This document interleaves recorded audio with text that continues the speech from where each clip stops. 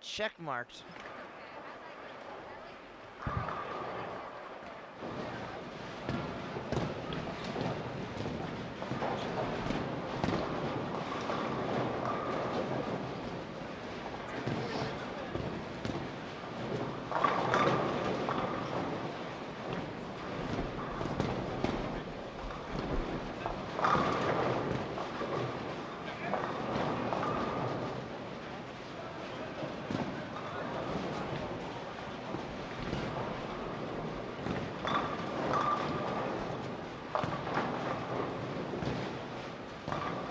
Well, good afternoon, ladies and gentlemen. Welcome back to the 2014 USBC Open Championships. This is Media Relations Manager Matt Canizaro alongside Aaron Smith. And we are here at the National Bowling Stadium behind lanes 53 and 54.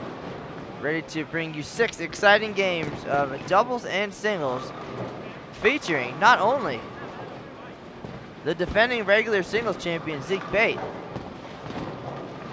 but the 5 players who last night in the team event bowled the highest team game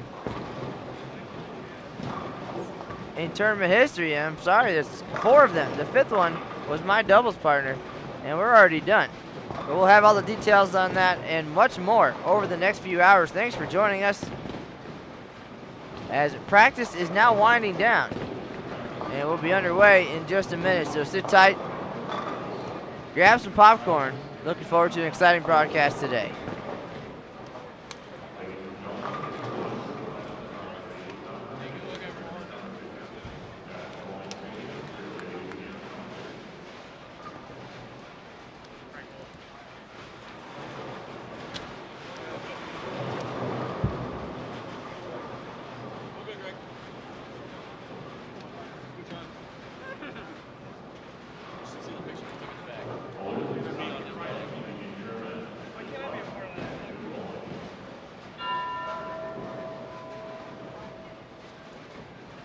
And there's the bell. We're now underway.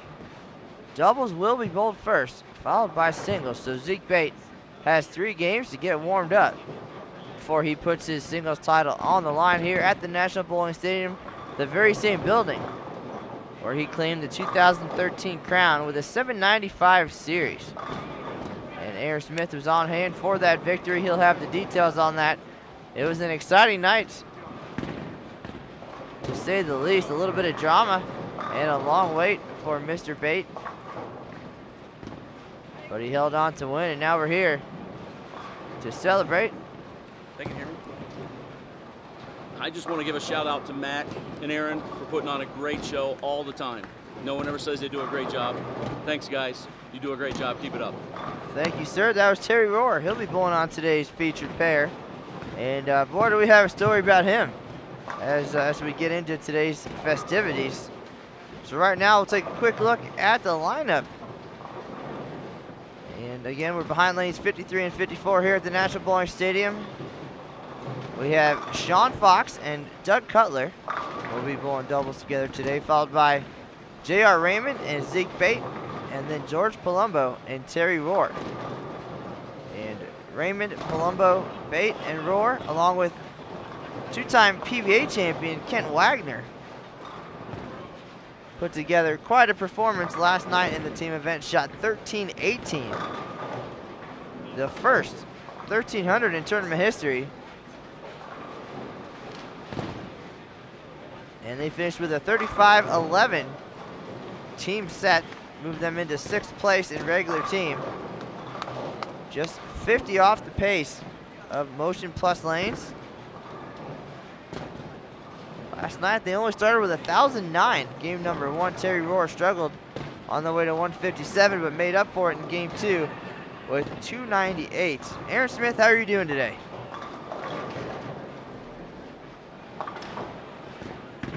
Doing much better now that I have sound, Matt. But thank you and welcome again, everybody. If you would have told me everything that would have happened yesterday over the course of the past 24 hours or so, I'd probably, certain parts, it's not like I necessarily didn't believe it was going to happen, but for all the craziness that ensued yesterday, and we'll get into all that, just one of those days that makes you makes you happy to have such a cool job and appreciate the opportunities. Of course, highlighted by the 13-18 in game number 2 of the team event last night. It's kind of weird to say it, but they kind of quietly got there. As strange as it is to say.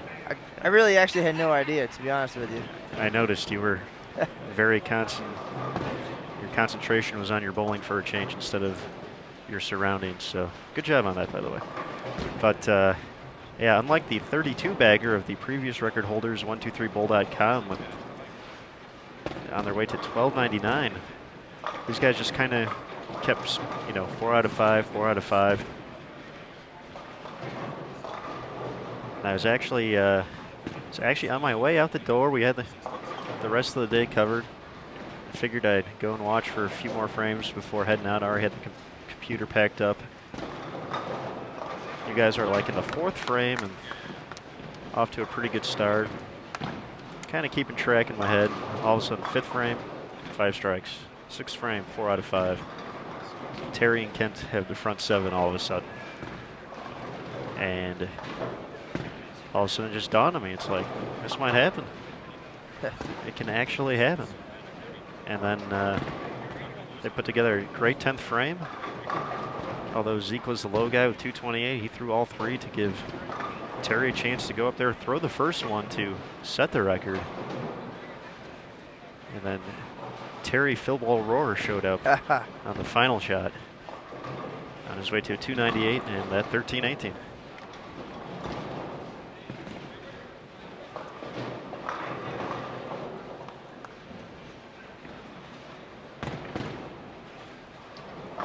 Getting a rundown of their effort overall yesterday. On the way to that 13-18, George Palumbo led off with 268, followed by Kent Wagner 266, J.R. Raymond 258, Zeke Bate 228, and the anchor Terry Rohr 298 on their way to 13-18. Matt, you mentioned they started with 1,009 in the first game. Finished with 1184, a strong finish at the end there. They actually still had a shot at the record score up on top of regular team, 35-61 in the 9th frame. But they finished up 35-11 to move into 6th overall this year. And along with, as you mentioned, you bowled already. Finished up last night. You and Kent went back-to-back squads. Kent finished up with 20-29. So that leaves these 4 gentlemen needing to average just under 229 a guy to make a run at that team all events number. We've heard that story before, of course. Jans HI came in and did just that. They came in, shot 34.99 in the team event, and put together a spectacular doubles and singles set, averaging right at that number, nearly breaking the team all events record. 10,363, came up a few single pins short of adding their names to a banner for sure. But I'll tell you what, after the show that we saw yesterday at the Storm Bowlers Journal Championships, I would expect nothing less than another spectacular performance over here today. And again, just to recap this weekend a little bit, it all kind of started Wednesday morning. And a couple of us had a practice session downstairs on the track showcase lanes just to get some games in. And then on Thursday, decided to bowl a set over at the Bowlers Journal. And a couple of the guys were in town. J.R. Raymond was watching. Zeke Bayt was there. And they were just hanging out. And then we get a phone call from Terry Rohr saying that his flight was delayed. And it looks like he was going to be stuck for the night. He wouldn't be here until the exact time that our practice session was scheduled to begin. And his equipment was already in the office, ready to go. But nobody believed him. I guess he's kind of the roar who cried wolf.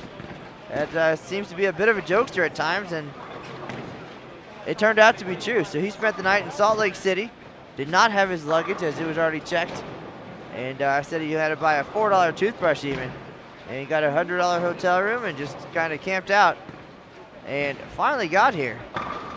And then the fun began. He got to the Reno airport about 9 o'clock, And I think 7 minutes later, he was flying into the track showcase lanes with another couple of bowling balls and his suitcase, and putting on his bowling shoes as he was walking in almost. And got through part of the practice session with us, and then realized that he had lost his wallet. So he was so excited about getting to the stadium quickly, tipped the taxi driver, and left his wallet in the taxi. And of course, that was weighing on his mind quite a bit, but he proceeded with his day and had a 10 a.m. appointment at the Bowlers Journal. Went up there, and somehow I got corralled into bowling that squad too. And even with everything going on, Terry calmly stepped up and started the day with 299 on the fresh. And of course, the Storm Bowlers Journal Championships features the same 40-foot sports certified lane condition that we're seeing right now here in doubles and singles at the Open Championships. So that was a heck of a start for Mr. Rohr, and he went on to have a pretty solid series and felt like they could do better. So the group returned to the lanes later in the day, just before the team event. They bowled a 3 o'clock squad at the BJ. And again, 299 for Mr. Rohr, and the trio of Raymond, Bate, and Rohr dominated the standings. They rewrote them, as Aaron said, going 1-2-3 in doubles. JR finished the day with a 300 game and took the lead in open doubles with Zeke. And now they're 1-2-3. JR just missed the top spot in singles and the dual entry prize list, but more than anything, they had a great look on this doubles and singles pattern. A lot of confidence. The arm swings were loose going into the team event. And we saw that in game 2. Terry again stepped up 11 in a row. And Phil Ball, as they call him now, got to 8 count, 13-18. And it was a great night for them. And again, they have to feel really good coming out here onto this doubles and singles pattern after yesterday's performance, averaging about 250 for the day. Just putting up some monster numbers. 3 sets over 1,500 in the doubles. And we're seeing a lot of strikes so far today. J.R. Raymond, George Palumbo, both starting out with 3 in a row here. One of the things about that second 299 for Terry, obviously they were all bowling together on the same pair over on the high side of the bowling stadium. Their combined score for that first game, if they were trios, if you will, 829 right out of the gate. So, and somewhat ironic, the pair that they followed the rest of the way featured the 2 kids who had taken over the lead just on Wednesday. Devin Bidwell and Chris Drews, 2 former team or junior Team USA members, and Wichita State, or products of the Wichita State system, put up 1495 just 2 days before that, and they were right next to him as Terry, JR, and Zeke just went strike happy there for a few games.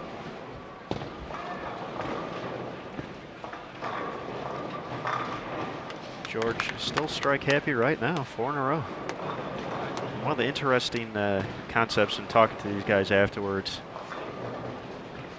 outside of Kent, since he had to be back to the lanes to get a chance to catch up with him, but how this team kind of came together. Some of these guys met for the first time at that practice session in the morning. George said he had never actually had met Zeke or JR.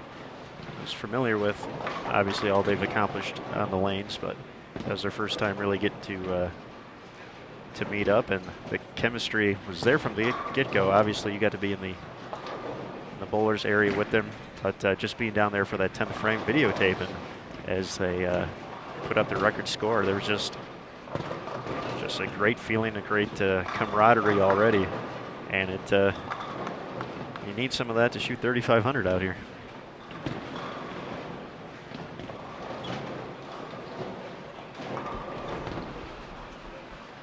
Well, sir, you're absolutely right, and I was fortunate enough to be part of this group, and I've seen it change a few times over the years, and people moving in and out, and it turned out last night that at some point in my career here, I had written about 7 of the other 9 bowlers on that pair of lanes.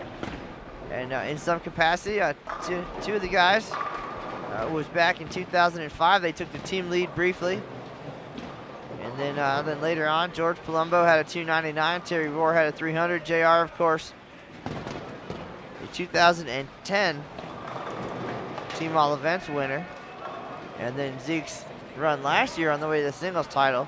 So very humbling to be in such good company. And then to be a part of that history, not only from a professional standpoint, but to be in there giving the high fives and just being in the mix, certainly, you know, a once in a lifetime experience, I'm sure.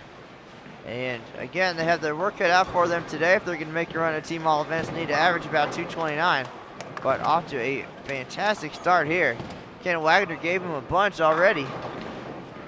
200 and change over. And 10,363 is a beast of a number, but we've seen these guys throw a lot of strikes over the years, and over the last 2 days, throwing great shots like that. I saw George's last shot in practice.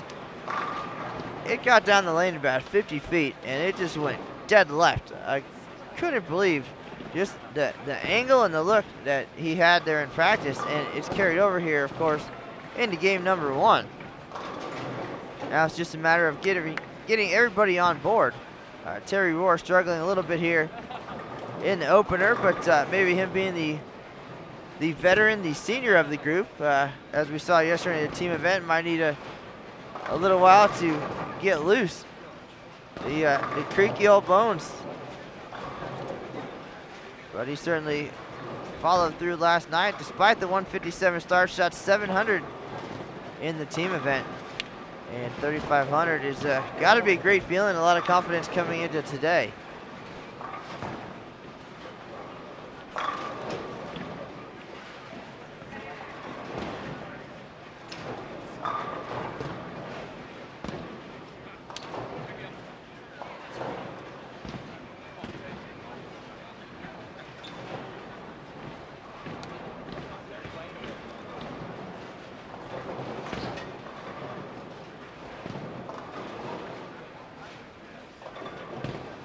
And a lot of great bowlers on last night's squad. And we've got a couple to our right today. Tina Williams, formerly Tina Stickney, now married to Beef Stew, as they call him. Stuart Williams from the PBA Tour. Tony Franklin. He's thrown a lot of strikes here in his career. We saw Lee Vanderhoof and some talented Florida bowlers last night. And of course, the guys you're watching right now, the highest team game in tournament history, 13-18. And there's a lot of great shots on the way to that score. A couple breaks along the way, of course, just like we saw there with Zeke getting the 10 out to break up that split.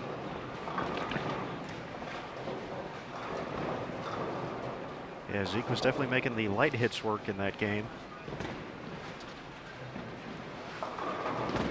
But ironically, the youngster of the group was the only one who was kind of keeping tabs of the score. It was kind of funny. I know you mentioned that you weren't 100% sure what they were getting at as the final few frames wore down there. But talking to the guys too, it seemed like Zeke was the only one who really kind of had the 1,300 number in his mind. He said he really didn't go ahead and mention it to anyone. And I know they were kind of wondering. Obviously, Terry had the front 9 stepping up, but they're kind of wondering what I was doing down there with the camera. So I'll be honest with you, and I was kind of focusing on my own debacle.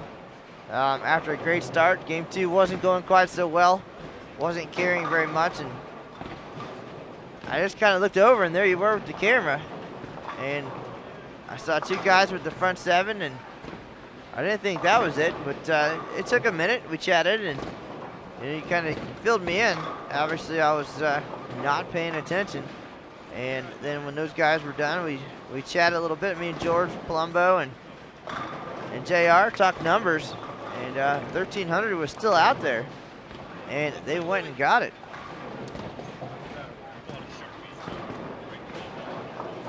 But I have a feeling it's better not to know. You want to go out there and knock down every pin anyway.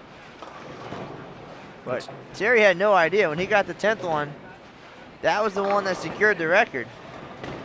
And everybody went a little bit crazy, and he didn't know why. He just thought it was another strike. Big deal, I got the front 10. It's only the 3rd time today. But the crowd kind of acted like he'd already shot 300 when he still had 2 shots to go, and then they finally let him in on the secret. Well, we saw that last year with John Janowitz.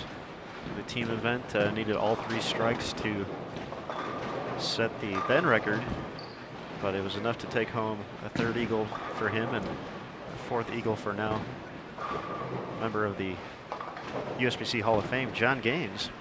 But he had no idea that he needed all 3 to clip the record by 1. He was just out there, same thing as you mentioned, just trying to get as many pins as he could for his team.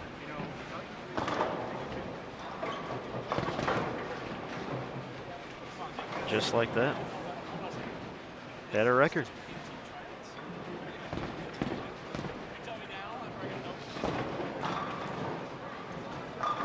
This group very relaxed, and I heard more than once in this tee area last night, they were saying this is the most fun they've had bowling in a long time. It was very laid back, a lot of jokes and laughter, and just everything kind of loose. And of course, throwing a lot of strikes certainly helps that. Nice break there for Zeke.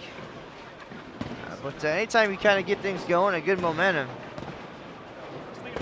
it lightens the load and the mood a little bit, and you can have a little more fun. And I think the looser you are, the easier the strikes seem to come.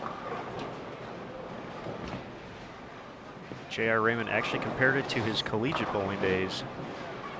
When we talked to him afterwards, said hadn't had fun like that since his days at the collegiate ranks. Saginaw Valley State for a few years, and I believe McHenry as well. These guys certainly have found success at multiple levels of the game. And we'll talk a little bit more about Zeke and his rise to the top as we get into singles. I know you got to talk to him a little bit both last year and prior to this year's event. As Palumbo's run comes to an end at 6 with the 10 pin. Didn't quite get that one back, but these guys have plenty of room right now already, and we're just in game number 1. So they gotta keep the miscues to a minimum, of course. Gotta make your spares, and I have a feeling a lot of strikes will come. When I was looking, Terry had stopped by the office this morning. I knew they were clean yesterday in their 13-18 performance. But I was curious. I was going to give Terry a hard time, because I thought the only non-9 counter strike was his 298 final shot, the 360 left. Kent Wagner actually had left a 7 count in the 9th frame on the front 8, which I believe was a split according to the score sheet. I believe it was a 2-4-10, because I left a 3-7 at the same time on the other lane. And of course, Kent, being a show-off, had to pick his up, and that is where my 30 clean streak came to an end.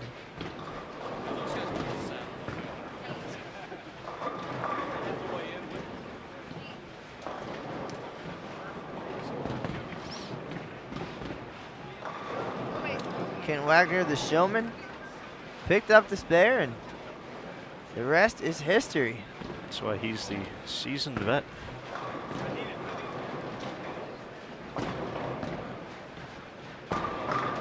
Kent had a great run at both the Senior U.S. Open and Senior Masters just last week in Las Vegas, so he was certainly ready to go.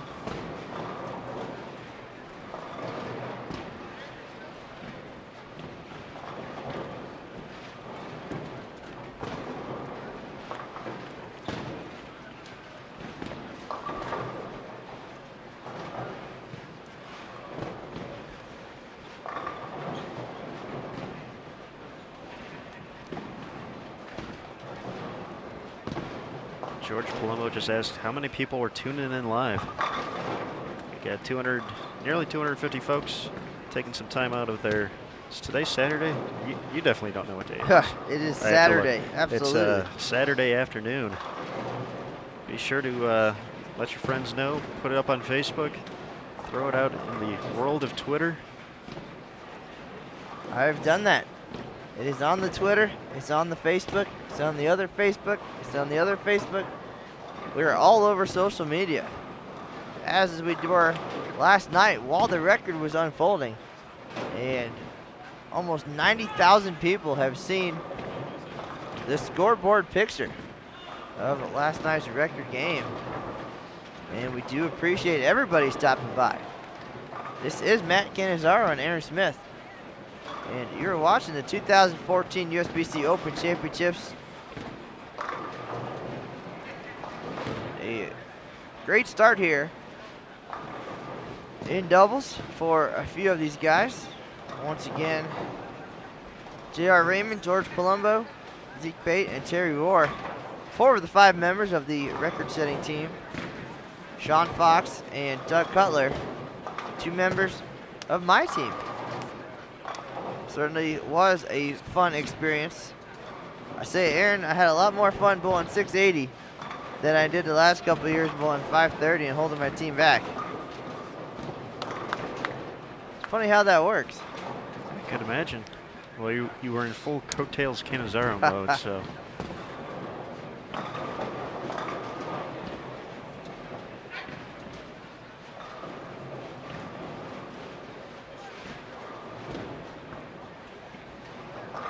Gonna take a guess on some of the equipment these folks are using. I know Terry used an IQ Tour with his run over at the Bowlers Journal yesterday. Looks like he's starting off with that again. I obviously wouldn't put that away anytime soon after 750 and 740 back-to-back sets.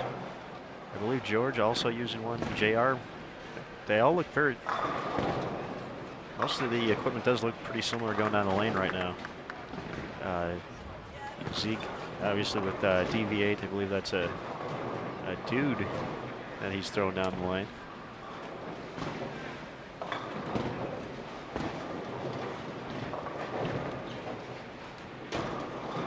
Terry Rohr, one of our faithful viewers on our live stream broadcast this year, and now on the other side in front of the cameras.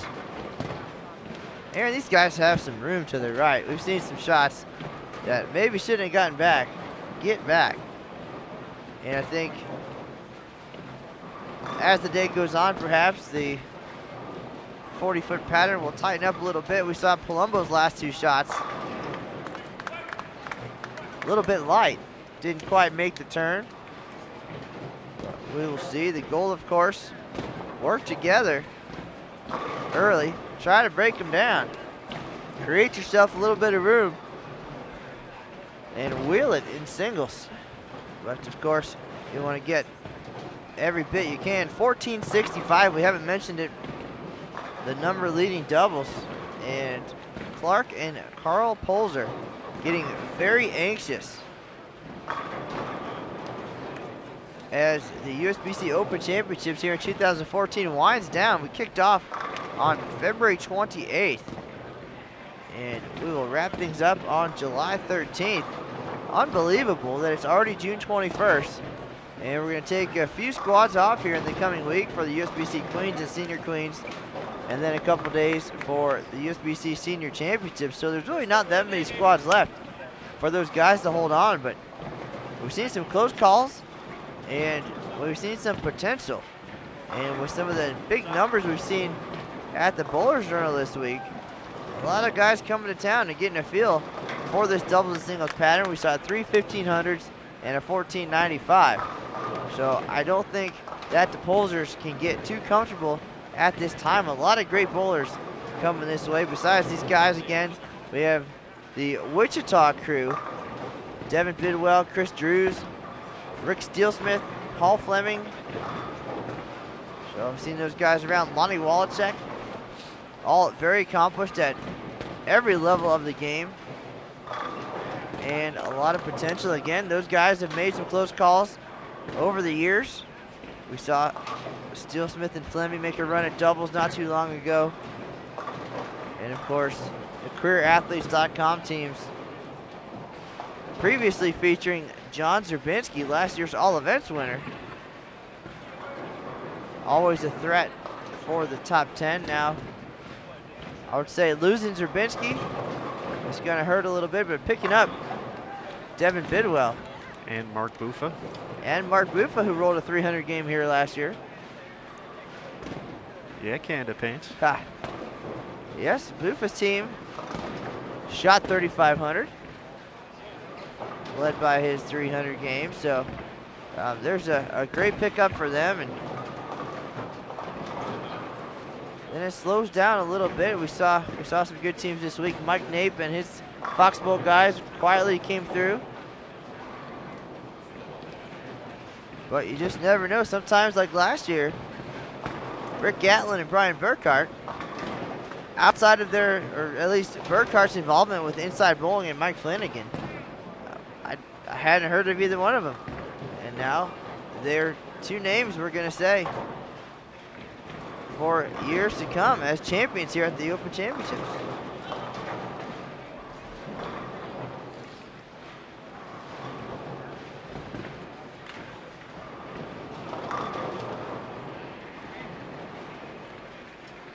All right, Fox finishes up 214, Cutler 193.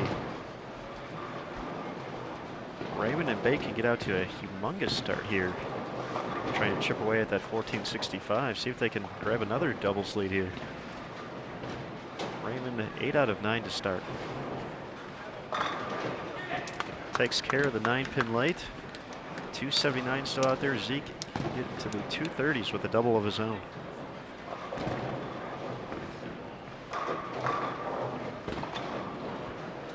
Matt, you mentioned the beginning of that little talk through you just had about the practice, about George Ball, or how their balls were just kind of coming back from pretty far so far. They kind of had an interesting strategy. It was, I know Zeke was throwing a plastic ball his first few shots, pretty much, you know, right at the head pin, trying to carry some oil down. Terry was doing the same. Sean was playing a little further out than these guys, as he still is, with a little more surface, and the other guys were kind of in the middle, so we'll see how that works out. Doug, obviously the lone lefty out there, so. Never a fun thing, I will say. But at the same time, getting paired up with the wrong lefty, perhaps, also can affect the way things go. But you can see the plan here is for these guys, again, to create a little bit of room to the right, a hole to the left, and hopefully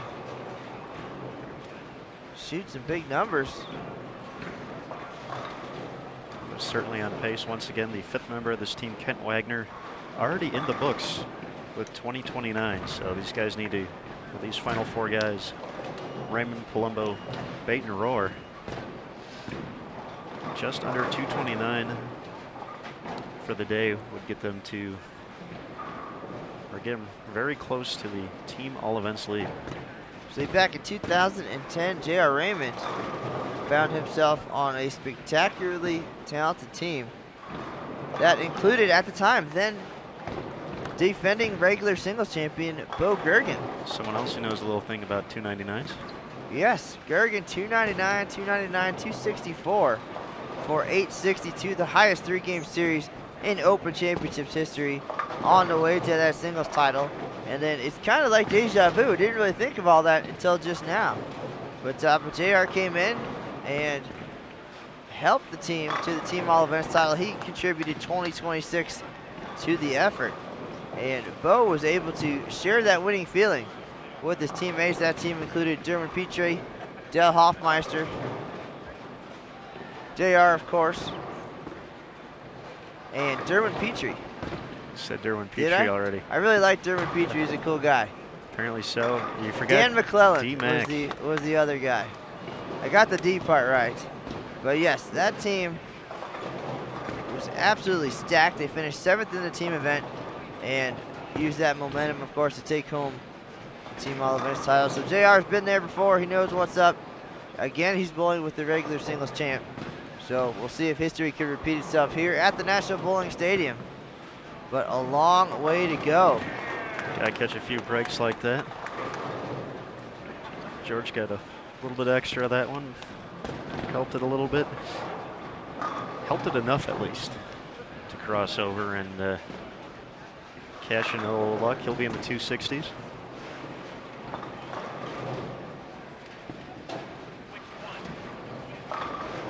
Terry Rohr's going to bounce back after a rough start here. It seems to be his MO, right?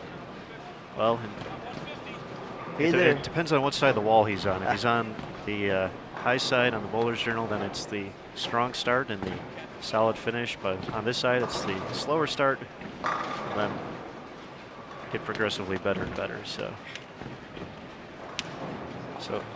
we'll have to check with Terry next time, see which Terry's going to show up for game number 1. It looks like he's going to try something else here on the fill ball.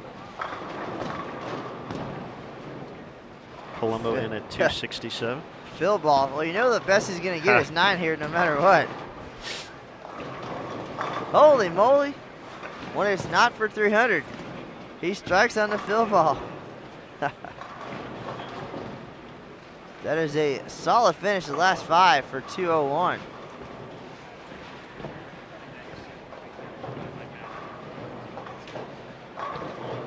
Just want to give a quick shout out to Craig Elliott, one of our big supporters here, a live streamer himself out there in Michigan, tuning in to watch some of his guys from Michigan and the Midwest on the big screen, nonetheless. Thanks for tuning in. Hopefully these guys will give you something to watch.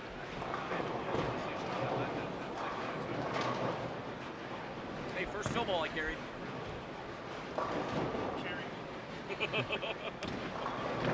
All right, these guys came firing out of the gates, finished with 965, which is basically 241 a guy. So through one, couldn't ask for much more.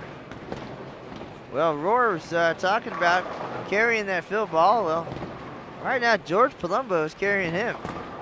Palumbo 267, Terry Rohr 201, J.R. Raymond 279, Zeke Bayt 218.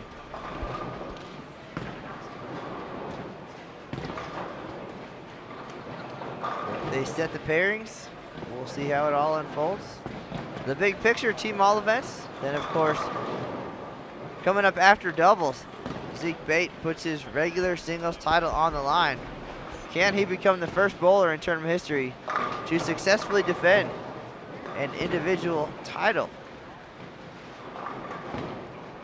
Or is he going to spread the wealth and take his team along for the ride, as we saw with Bo Gergen back in 2010? It was interesting talking to, brought that up with JR last night, talking to him and asking how that experience would kind of help him out and his teammates here. And he said not to think too much about it, just kind of, there's no reason to get ahead of yourself and kind of look at the end result. You just got to take it one shot at a time, and as cliche as it is in his words, but that's how you got to get there. You just got to focus one frame. That's all you can worry about until the next one comes up. So, well, I'll tell you what, the atmosphere in the settee during the last game and afterwards last night was nothing but positive and upbeat. And I know Terry took it pretty hard, knowing that he shot 157 in the opening game, and they got as close as they did to that top spot in the team event. 35-61, the number on top. They shot 35-11. But overall, just very positive and not really focusing on the pins that got away. And I thought that was very cool. They were very appreciative of their record performance and the fact that they were able to get to 3,500 after a 1,009 start. And I think that was the best part. And you know, after that 1,009, things just you know, you can't really go anywhere but up at that point. That was the goal, and things got loose, and they went well. So to end up where they did, based on how they started, I think they couldn't be disappointed at all about that. And you saw that.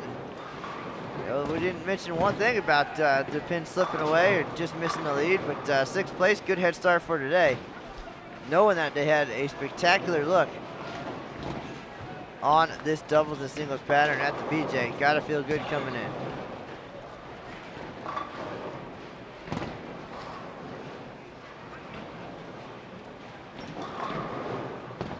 Right now things starting out a little bit rough here in game 2.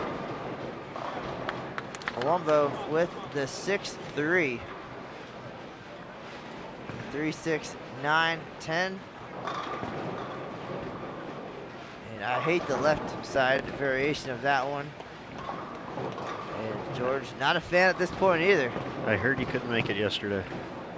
I missed at least one every game.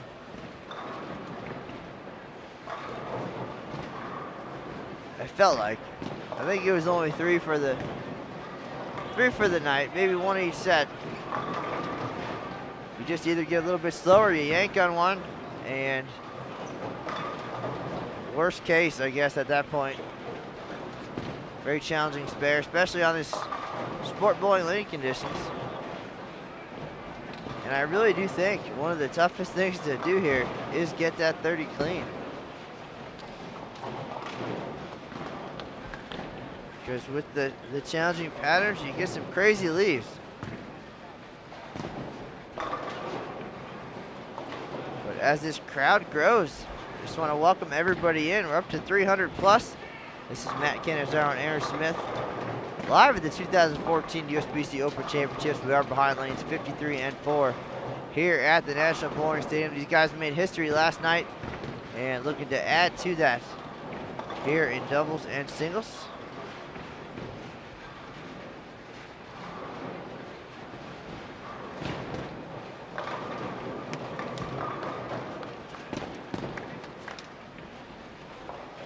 Some of Higgy's crew stopping by in the chat room. Chad Roberts. Of course, that group includes Dan Higgins. They made a run again. They are on the verge, I think, of a breakout year. They could be the next Jans HI. Knock it on the door and possibly finally get in after a couple of close calls.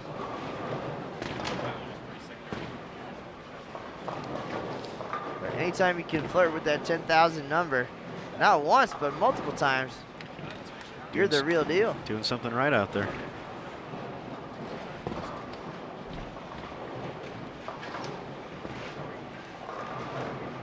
All right, Matt, by my Purdue education and questionable math skills, after game 1 of doubles, including Kent's all events total, so all that combined, I have them at plus 833. Holy moly.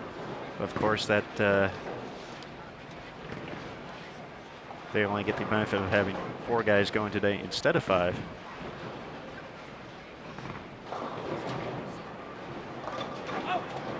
So still need to go about plus 100 each game from here on out. Certainly attainable. Well, you're watching it live here on BowlTV. We'll have a video recap of last night's record run, 13-18. The highest single team game in tournament history. But you can't give away pins like that. Palumbo, 6-3, 9- to start game 2 of doubles here. We've seen some teams, we saw it with Lodge Lane's kids. Lost quite a few pins on single pin miscues. But we also saw it from our leaders. Jans HI missed about 100 pins. Certainly is a marathon. There's a great shot from the left-hander, Doug Cutler. First strike here in game number 2, started with 193.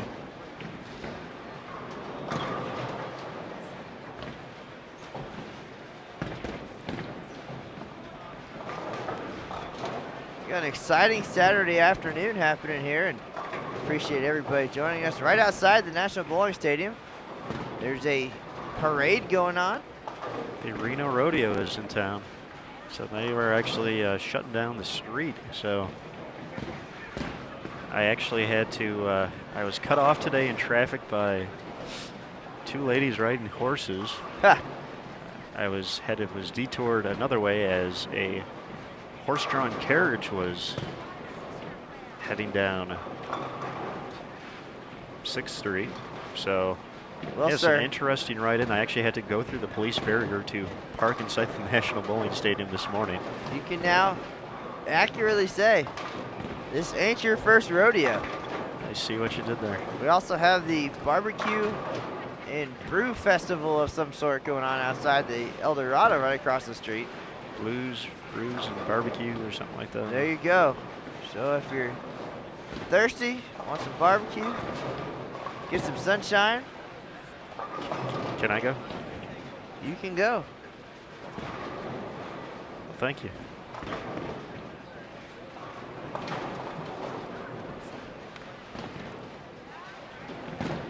Always something happening, especially during the summer here in Reno. Lots of great festivals.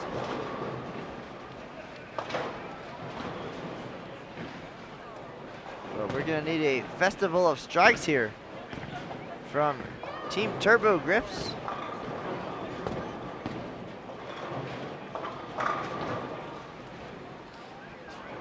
We saw Zeke Bate last year on our live stream broadcast during his team event. As he came in as a sub for Chris Hester and Mike Wolf's crew, and you said his name wrong a lot of times, and he showed you. Ha. We'll have all the details on Zeke's run at the singles title coming up during singles. Not far away from where that took place. Is over on the high side here of the stadium. It was the 10:30 squad. So early in the morning. Zeke said, I'm going to start striking a lot.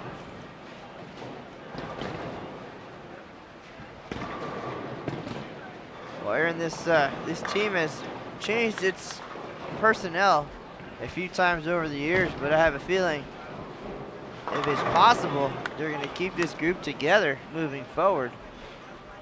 Some other players in the mix. We heard about Stuart Williams, bowled with him last year. Wes Pye, longtime Storm guy.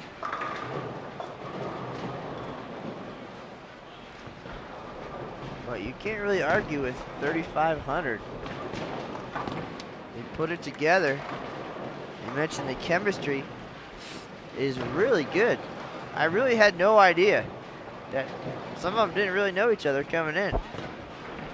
You just didn't get that vibe at all.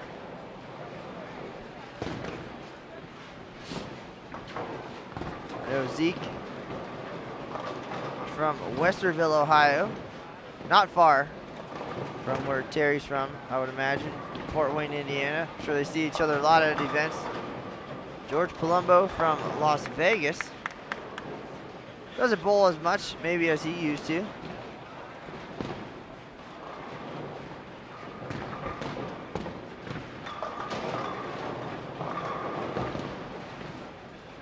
It really did seem like they've known each other for a long time. Good communication. And I'll tell you why, Matt. It's because their team was listed from Indiana. That's got to be the reason. I just like that headline, Indiana team. Granted, they are all mixed up in such instances as Terry is the captain, so that's where the team got notified from, but anytime I can help out the Hoosier State, I'm in.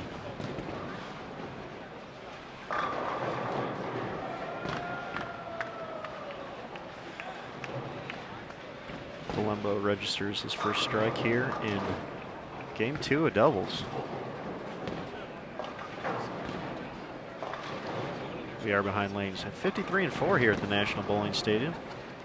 This is Aaron Smith and Matt Cannizzaro live on BowlTV, presented by Track Bowling. We know many of you have been through already this year, but for those of you still on the way, we still got a few weeks left of competition. Be sure to swing by the track showcase lanes and book a practice session. You can get a look at the 43-foot team pattern with you and up to 9 of your teammates. Get an hour session for $125. Also downstairs in the track showcase lanes this year, for the first time, the Columbia 300 40-frame game. Chance to get loose on the lanes and have a little fun as well, a unique event.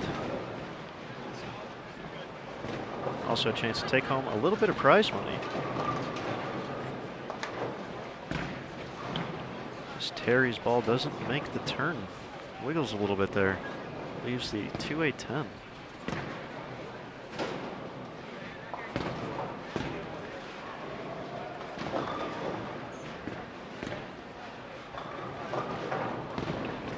Holy moly, got the 4 count from Anthony Henry. He also is part of this group along with Greg Smith. One pair to the right. But game 2 not going well here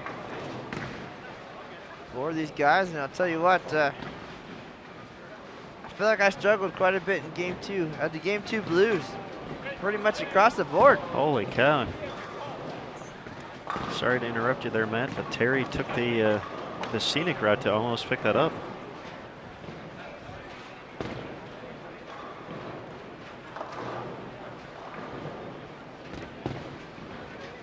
Yes, game 2 caught me as well in my more than 200 pin less performance than you on the lanes, especially here in doubles. Well, it seems like it's there, and then all of a sudden it's gone. It goes quickly.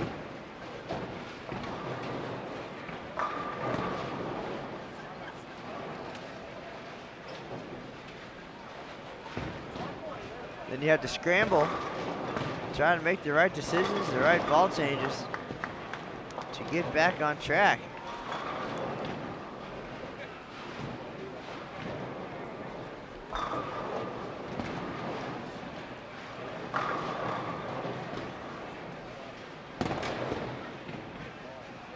JR, the carry just going away here.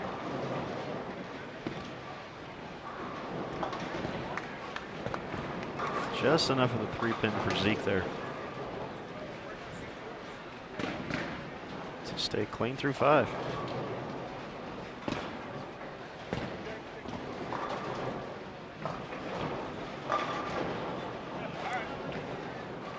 Left tap on the 10 for JR.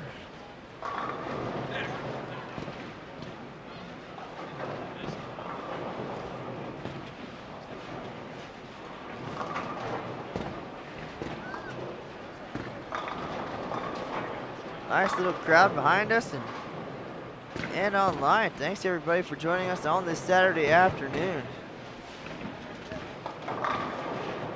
You tuned in to see great shots like that. Terry Rohr back on track. Had a big finish in game 1. Through the last 5 for 201. Colombo 267. Struggling here in game 2. Holy moly. Wide right. He was going for his first double here in game 2. His first Sean Lee. And it leaves the 1-2-4. So while that might have boomeranged back earlier, maybe that one was just a little bit outside. Sean Fox, no problem there for 3 in a row.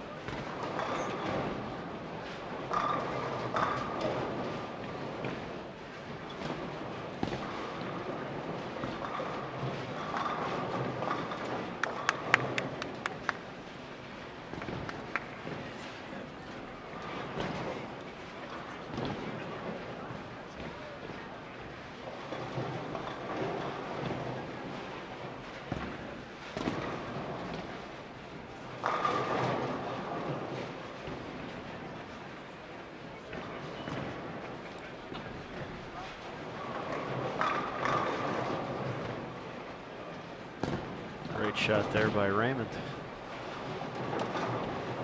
Courts his first double here in game 2. 279 in the opener.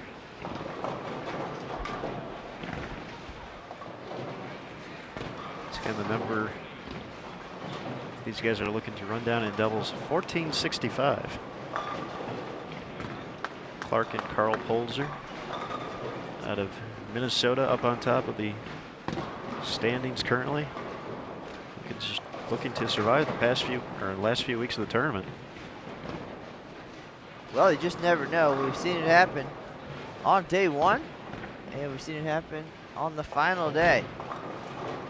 You never want to get too comfortable until you get the phone call from tournament manager Dwayne Hagan. Zeke Bate got that phone call last year. Great shot there by Zeke. Yeah, he got the phone call in between blocks. The youngster staying active, bowling as many tournaments as he can.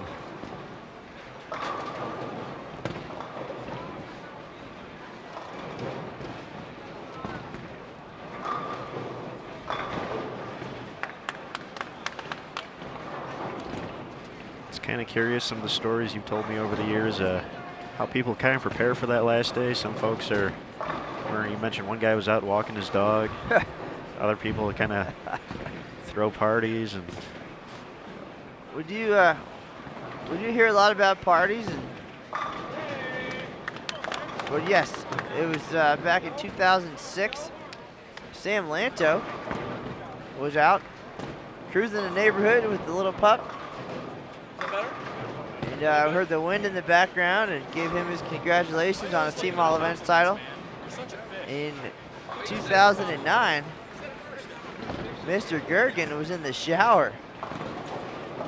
So they actually went and got him.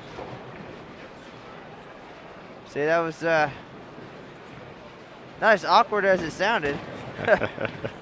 Luckily, we weren't FaceTiming, but certainly interesting nonetheless. I believe in 2008, Brian Young was at the movies. He just didn't want to deal with the last day and thought he could go to the movies and avoid having to think about it. In 2012, Nick Wissinger was out on the golf course. And then, of course, there's the other guys who just know that it's coming to an end and they're waiting by the phone, or, as we experienced last year, a roller coaster ride for John Zerbinski and Eric Vermelia. They were bowling the Team USA, the Summer Trials, down at the ITRC, the International Training and Research Center on the International Bowling Campus. And Eric had just bowled a bad game and kind of gave away a spot on Team USA. And was coming down from that, and minutes later got the phone call letting him know that he was a Team All Events champion at the Open Championship. So the roller coaster ride is actually going to continue for those guys here in 2014. Anthony LaCaw is a member of that team on top of the regular All Event standings right now, 2273. We haven't talked much about that. But that is a huge, huge number. The 4th highest All Events total in tournament history.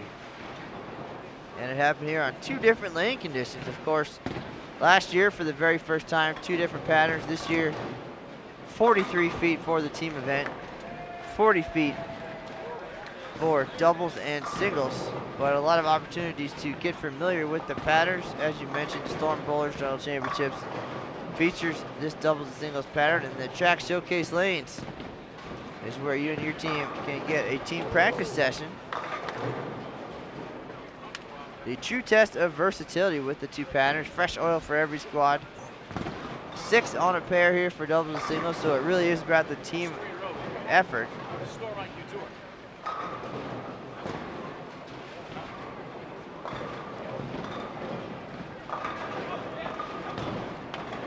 There's a double for George. Getting on track here. The strike's starting to add up a little bit for these 4. here as we close up on game 2. Well, they battled through a little bit of transition here. 6 minutes of practice in 1 game. And things got a little squirrely for a minute after a great start. It was interesting. I just saw him walk by. One of our guys at the Bowlers Journal, Bob Udseth, past champion here. Got to watch him, or he was working the booth over there as these guys put on their run. Took over the top 3 spots in open doubles. And you were there for a little bit at the end. We've seen the Bowlers Journal grow in entries quite a bit the past 2 years now. That's been under the same roof as the Open Championships, but said he had never seen that area so filled. And it was tough to make it through the crowd. So many people watching the show these guys are putting on.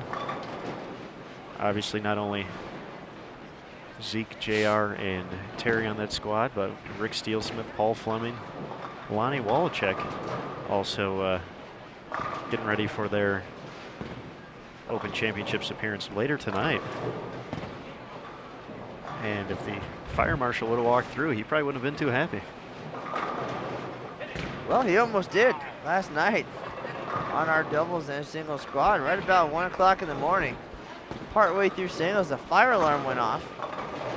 And we actually stopped bowling for about 10 minutes. And I was on a 3-bagger at the time.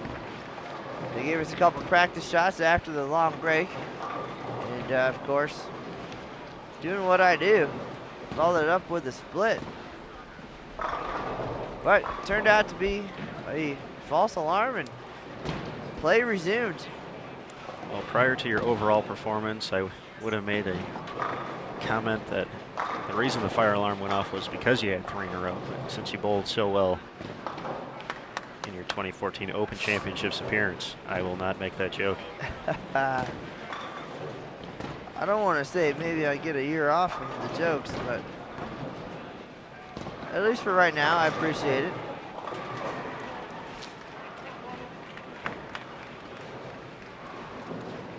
If there's any consolation, we both did much better than 2013. That is a fact, Mr. Smith. Speaking of that, we have a question in the chat room for you, Matt. Give them a chance to have different lefties during the team event as well as doubles and singles. Just what was the importance of having 2 lefties on the pair as opposed to 1? I know you've had the chance to attack these patterns both ways, so what do you have to say for the fellow southpaws out there? Well, I know you made a face at me earlier when I mentioned it, but again, just like anything else, just like being right-handed, it certainly does. It can't help and it can't hurt you who you match up with. I mean, it's just a fact of the game that every time you throw a ball down the lane, the invisible defense, in this case the Kegel Ice Oil, gets manipulated and moves around to a point, and the shot changes and there's transition and you have to make moves, and you know, especially in this doubles and singles, there's a fair amount of strategy involved, especially by the right-handers, to play together,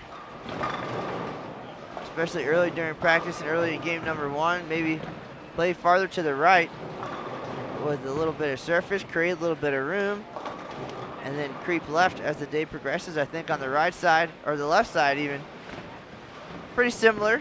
Play together.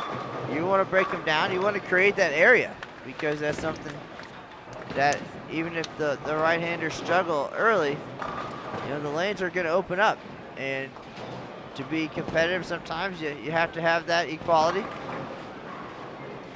And I've seen it go kind of both ways. Sometimes you just have the look to begin with, and you don't want anybody messing with it. You know, if it's not there, you wish somebody was, and if there is somebody there, you wish they were playing to your advantage, but you just never know. Last night in the team event, me and Mr. Cutler, we had pretty much the same game plan. We played as far left as we were comfortable with a little bit of surface, and I only moved a half a board during the team event. Didn't carry too well in game 2, threw a couple of terrible shots in game 3. Totally my fault, and the results were not good there. And he struggled with some easy spares and never really got comfortable with his timing. But our game plan was good. And then for doubles and singles, had a random lefty on the pair, and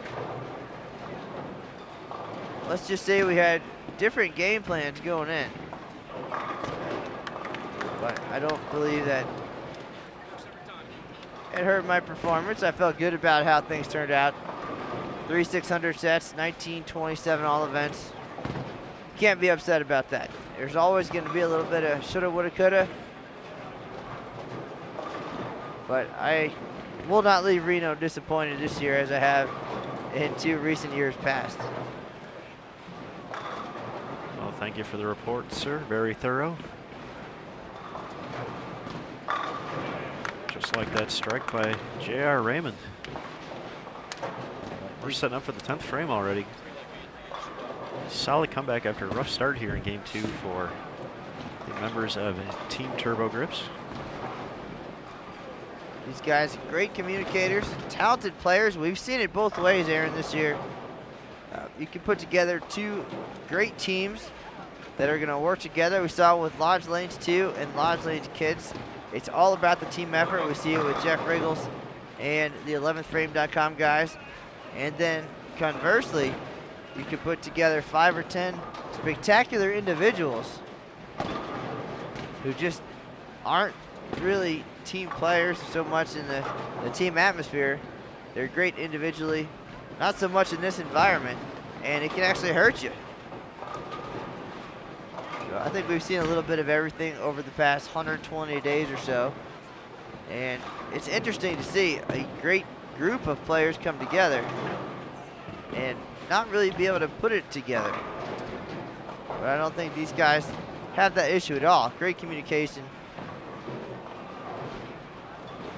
throughout the team event and early here in doubles.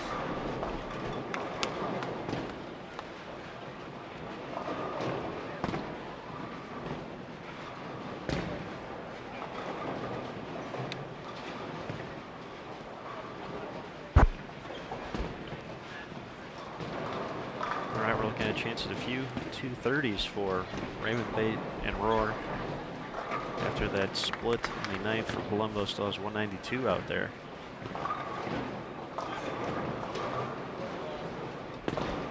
So pretty close to keeping pace of what they'll need if they want to have a decent shot here at Team All Events as the day progresses.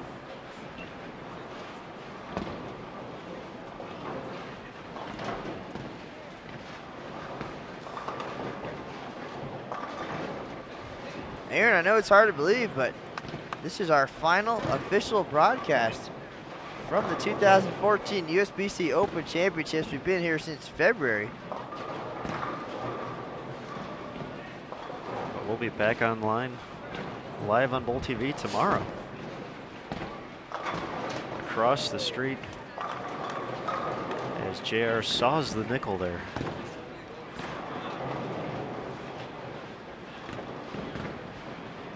As we have 5 live streams coming up from the USBC Women's Championships at the Reno Sparks Convention Center in the next 6 days as the tournament comes to a close. All the top female players are coming into town to get ready for the USBC Queens and Senior Queens starting June 27th and going until July 3rd. Well, that event, of course, will be over here at the National Bowling Stadium. So even though the cameras may be going dark for a little while here at the Open Championships, BowlTV will be at full strength the next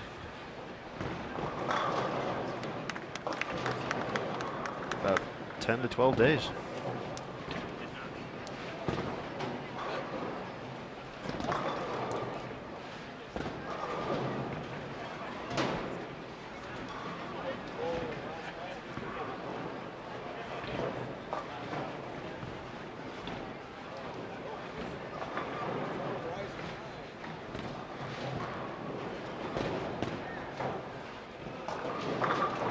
198 finish for Sean Fox. Doug Cutler, 187.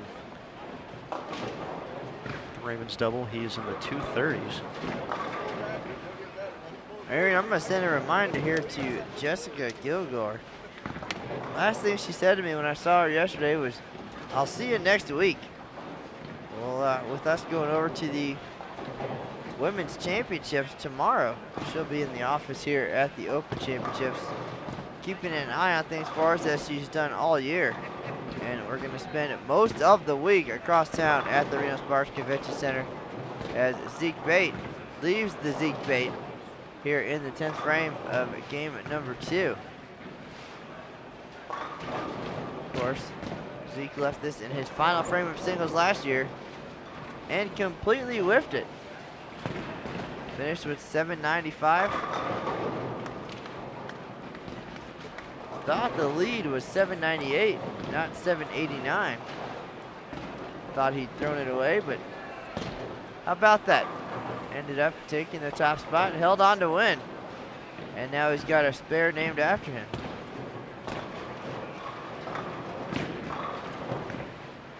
He's using the plastic ball this time around.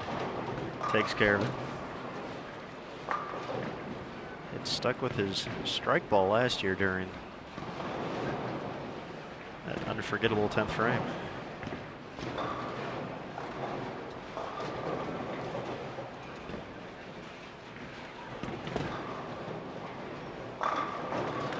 All right, Palumbo will get to 190s with a decent count here on the Terry Roar, as it's now known. Fill ball in previous days.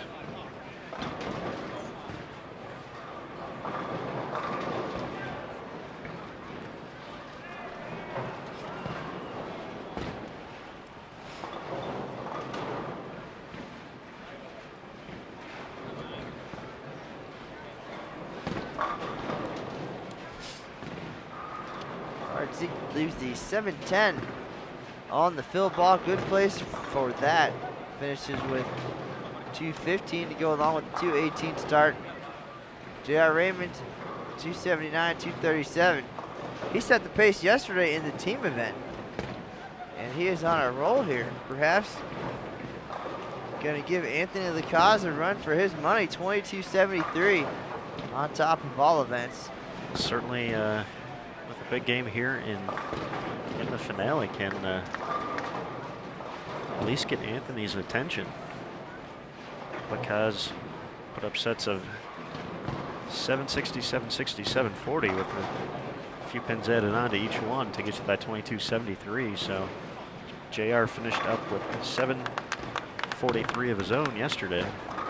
Well, I know all the strikes were piling up last night on the way to the highest game in tournament history. Chad Moss, I believe it was, getting a little bit nervous, checking in to see how things were going. A lot of confusion over the opening game for the Turbo Grips team. Just 1,009 in the opener. 13-18, highest game ever here at the OC in game 2. Finished with 35-11. 50 short of the top spot. We're trying to get it done here in doubles and singles, and they're going to need better breaks than that 9-pin by Terry Rohr. He left one of those yesterday on his way to his second 299 of the day at the Storm Bowlers Journal Championships. I was really hoping it said 298 during the team event last night. Terry would have left a 8-pin or a 10-pin. He could have knocked out the entire back row this week. Still has 4 more games to put up the front 11 again. Well, we nearly had a 300 game on our live broadcast a couple of weeks ago. Mark London gave it a run, finished with 299. But got the adrenaline going, certainly for all the bowling fans out there.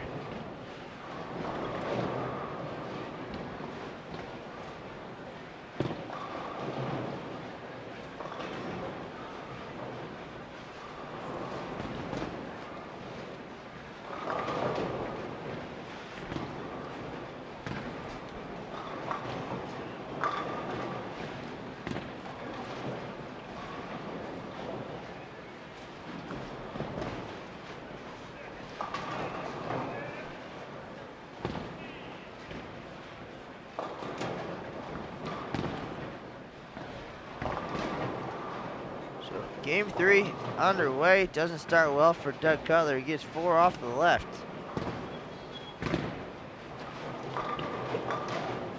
And his partner, Sean Fox, with 5 spare.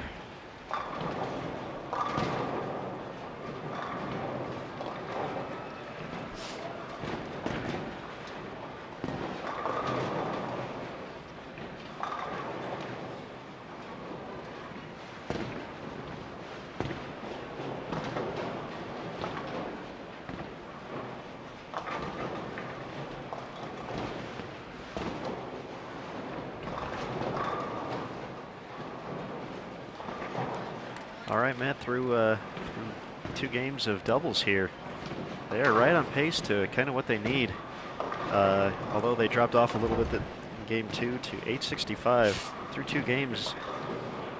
Raymond, Palumbo, Bate, and Rohr averaging 228 and change.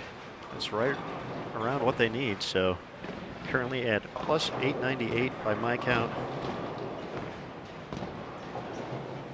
In doubles, Raymond and Bate at 949 would need 516 here in the finale for a share of the lead.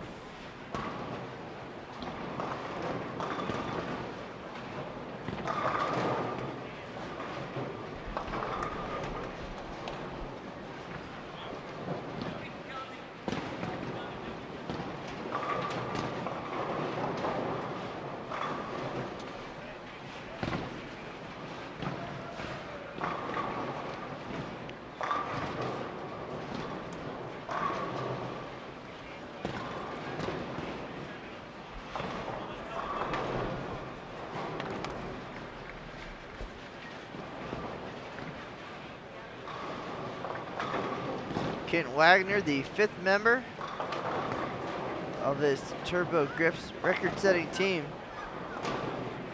has already bowled all 9 games.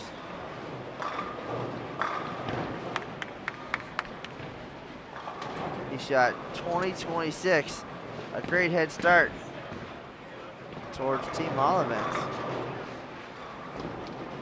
Aaron saying no. Close. Close. Yeah, you cut him short by 3 pins. Oh, 20-29. Sorry, Mr. Wagner. I don't know if he'll want to be doubles partners after that. Well, I can't believe he wanted to be in the first place. You guys got to a nice 1,300 though, so he will cash in more than just singles.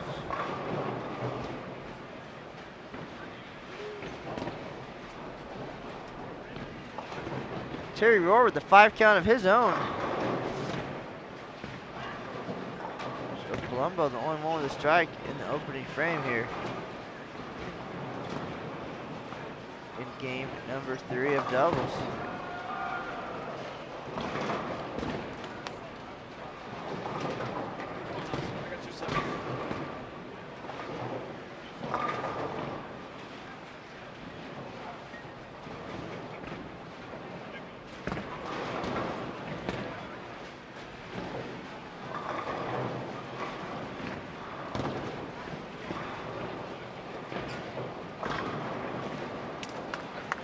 Pin late for Bate.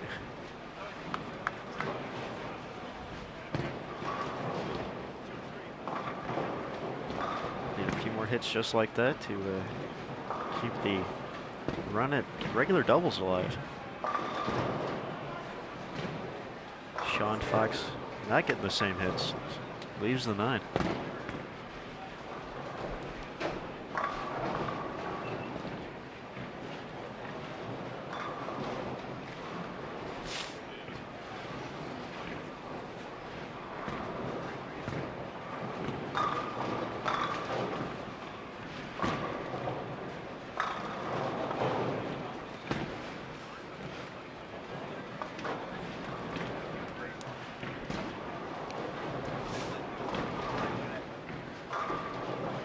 Nice crowd on night. Thanks everybody for joining us.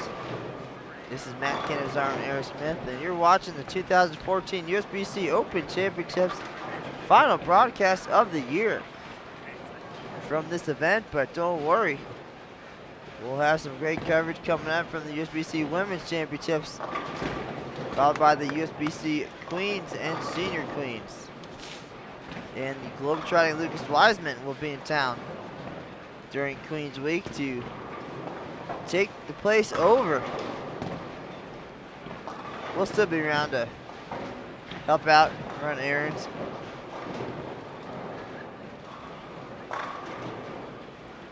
You're running me where? Saves and open. Like me riding my horse?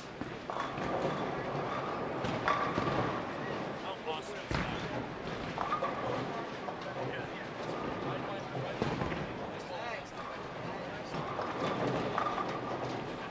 And there he is, the 5th member of Team Turbo Goose. Kent Wagner in the house.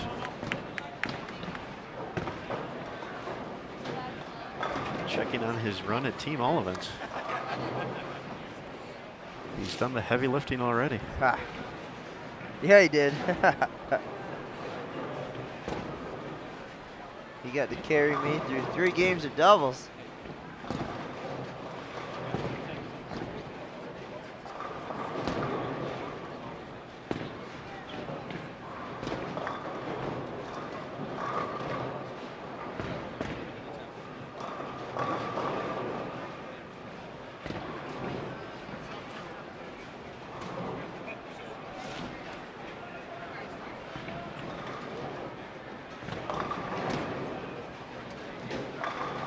There's Cutler leaving my least favorite spare of 2014, the 2478. All right, 0% coverage at this year's event.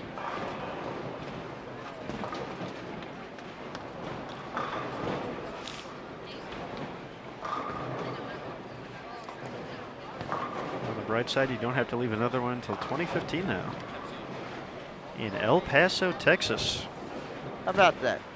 How about that indeed, El Paso, Texas. Going to be the home of the 2015 event. Are you taking notes there? Doug Cutler takes care of it, no problem. But for the first time in 112 years of Open Championships history, the tournament will make its appearance in Sun City.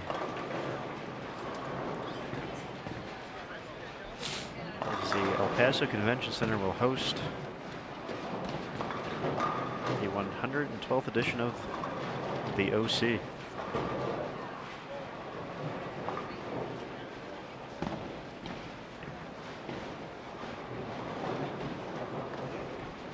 And registration is open on bowl.com if you're interested in joining us in El Paso. Aaron Smith says it's great. A lot of good food, nice people. A lot of things happening in the city. A new baseball stadium going up. Restaurants and bars surrounding the baseball stadium. Speaking of El Paso, we this morning before we set up the cameras ran into Carl Keelik, who was a big part of helping get the women's championships there in 2010. Also a USBC board member. Carl here to participate on his own at the Open Championships was talking about taking Amigo Man for a stroll down center aisle.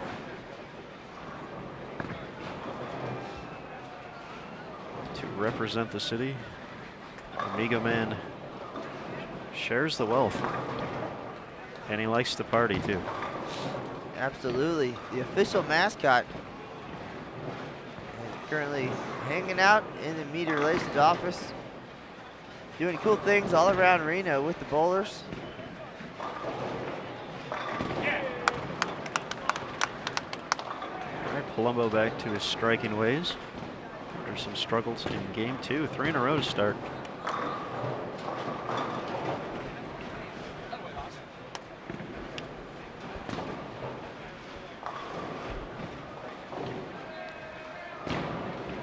Raymond and Bate already on top of the double standings at the Bowlers Journal. Can they make it 2 for 2 this weekend?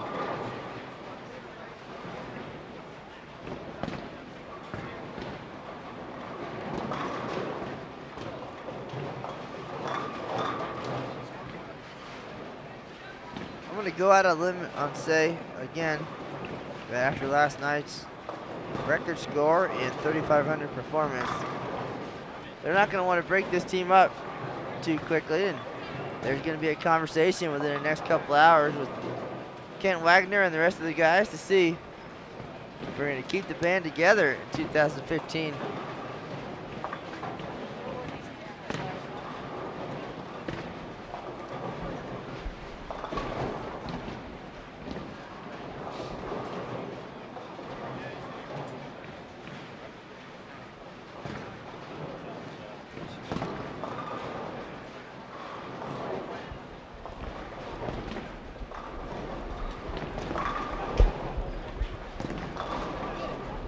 Zeke looking for 3 in a row. Swish 7. Denied, Mr. Bate. Also a Terry Rohr leave on a front 11 so far this year.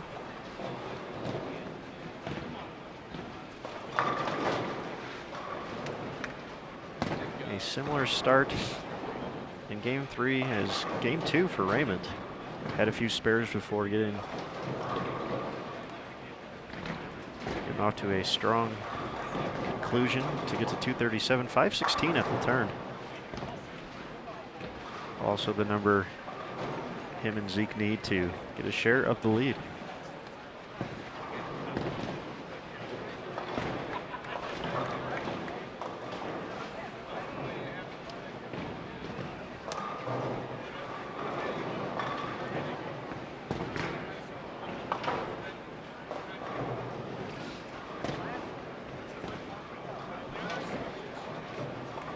Some folks already done with doubles, moved on to singles. Including Ron Williams.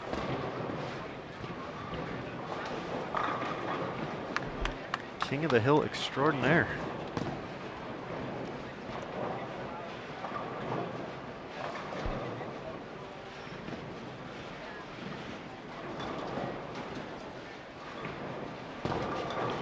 Terry Rohr walking around. I know he's dying for a headset and a microphone. He wants to get on and talk all about it.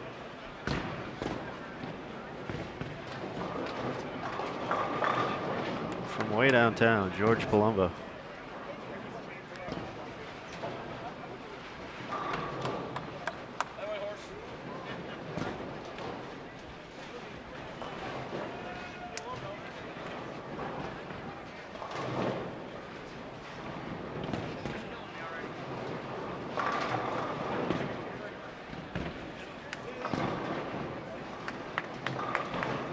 Fox mixes him up for his first strike of game 3. After 214 and 198 to start.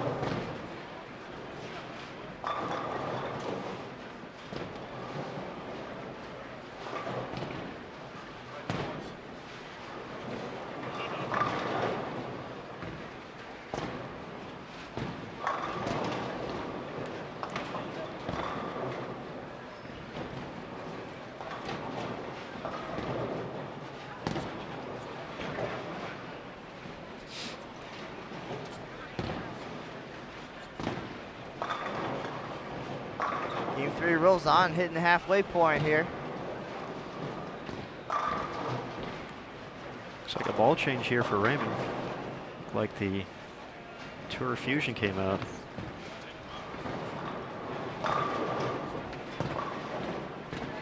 And there is the last 11 in a row lead for Terry Rohr, the 3-6. We've covered them all. It's tough to give a guy a hard time about 3 front 11s in one day, but we're going to try anyway. Terry, a good sport. And obviously, an unbelievably memorable day.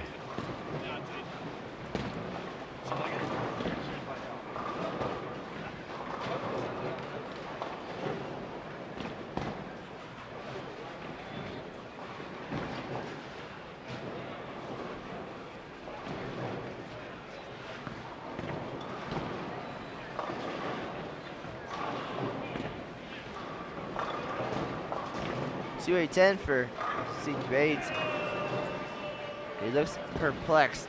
A little bit of head scratching going on here.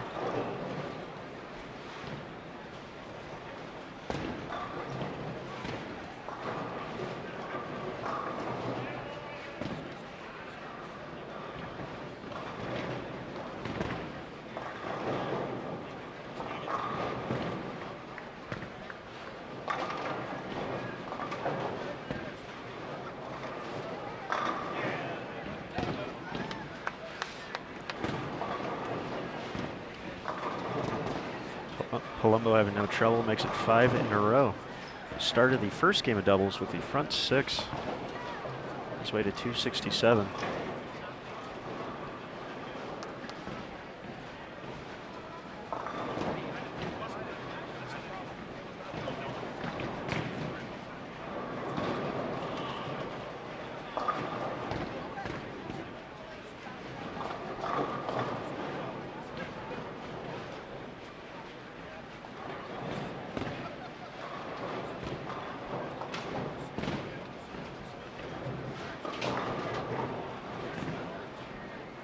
By my calculations, the run at doubles for Bate and Raymond is out of reach now.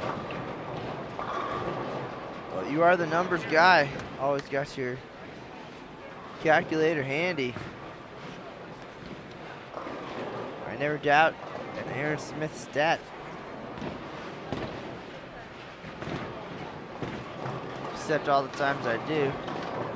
Which is every time? I was just kidding, never.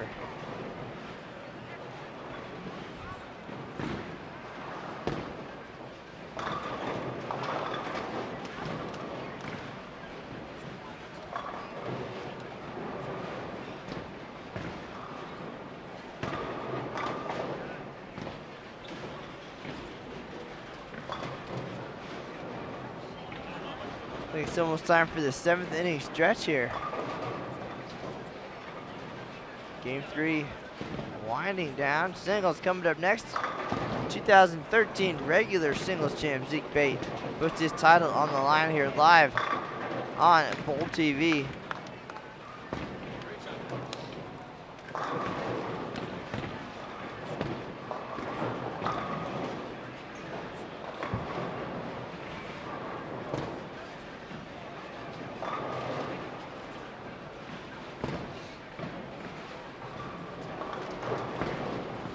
Oh, it looked like Zeke has been using the same kind of ball. Looks like he actually put one in the bag, so.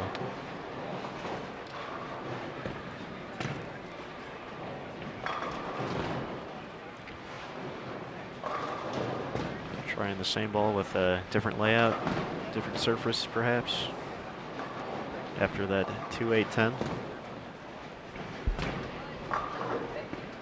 Well, I spent enough time with these guys over the last couple days to know that that Zeke for sure does have the same ball with different layouts as you mentioned.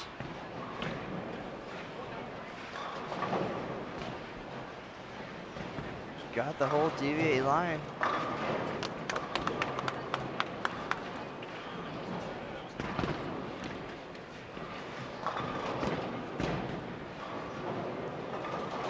Everything seems to be going the right way for George Palumbo here in game 3. He's got the front 5 right now, looking to make it 6. And as he carries Terry Rohr here in doubles.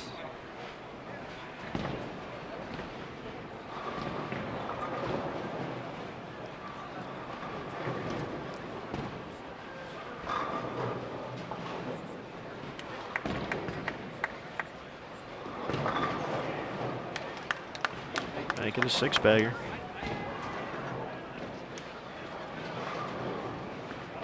It's just like game 1 of doubles all over again for George.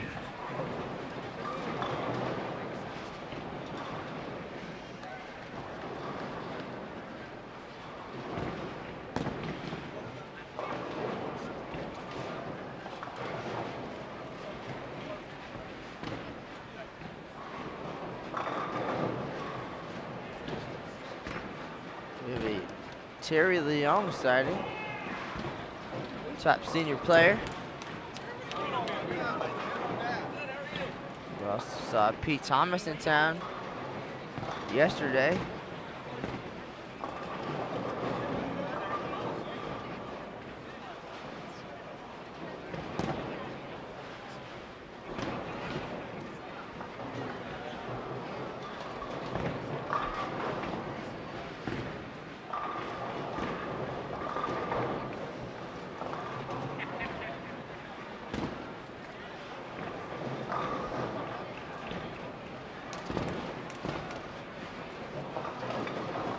time next week, the USBC Queens and Senior Queens will be taking place here at the National Bowling Stadium. It really is true. If it's been happening in bowling, it's happening in Reno this year. We also had the intercollegiate team and singles championships early in the year, and we'll have the USBC Senior Championships in July. And of course, while we're here, the Open Championships being contested on lanes 1 through 64 here at the NBS, and the Storm Bowlers Championships being held on lanes 69 through 78.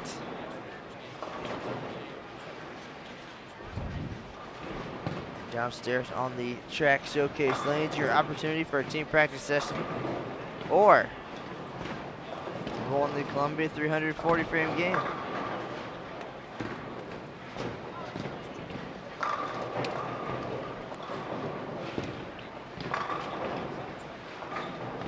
Looks like Raymond moved a little bit deeper with that ball change and seemed to work out, getting closer to the area where Palumbo is at.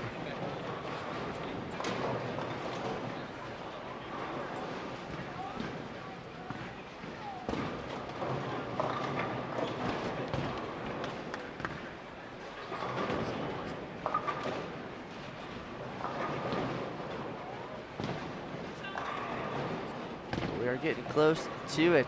1465, the number on top. Coming in, big number. After all, we've seen some close calls, some good runs. But unfortunately for those folks, it is a 3-game event.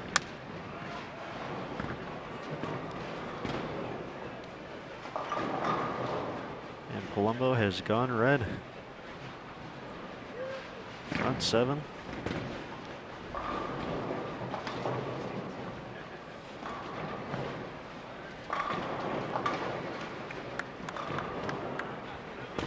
So the National Bowling Stadium has a interesting way of letting folks know, hey, something's going on over here. Well, for Terry Rohr,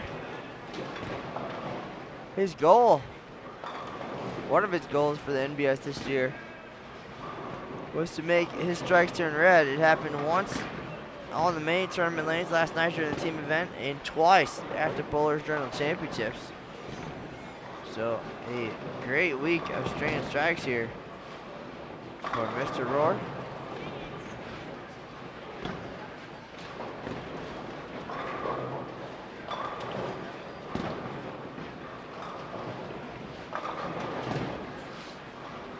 That, however, was not what he was looking for. Pocket 7-10 in the 7th. They don't really have too much room for mistakes. Need a handful of big games here. We're reaching the halfway point of today's broadcast.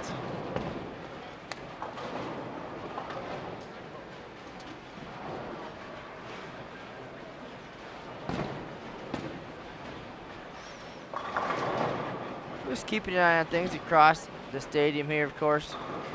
Almost all 64 lanes going here. Some folks already flipped to singles. George Palumbo looking to finish strong here in doubles. Struggled with that transition in the middle game. 267 and 190, now the front 7. Got some superstars to our right bowling in the Storm Bowlers Journal Championships. Like Zach Brown, Paul Fleming, Brett Shepard, Art Brown, possibly Chris Hester. Lonnie Wallachek. I think I saw Chris walking around, so not sure if he was participating or not.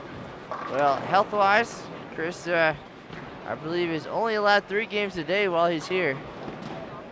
But he's made it with some 14-pound equipment, but he is ready to bowl nonetheless.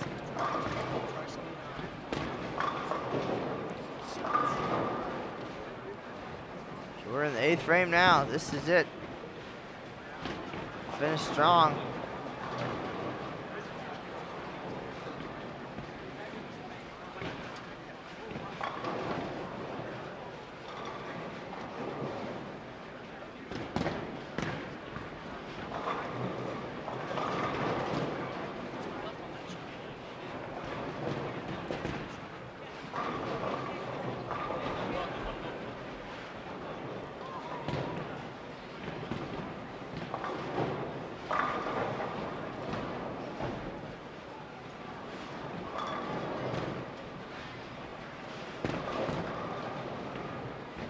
Looks like Terry Rohr is going to the bag after the 7-10.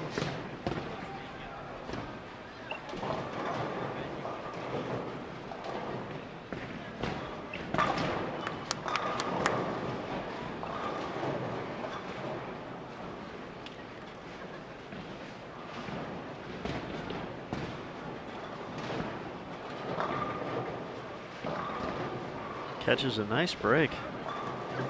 Waves to the fans.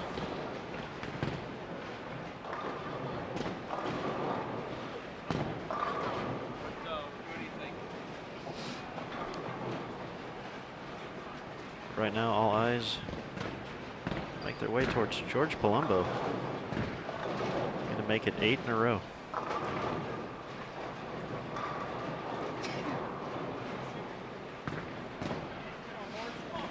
Oh my.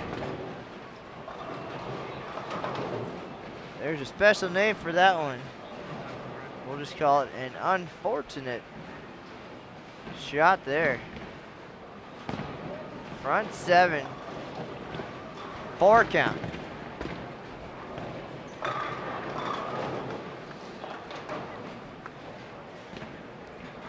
That is a warlock of spares.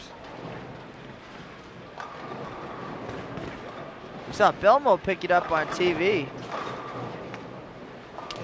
Palumbo, no such luck.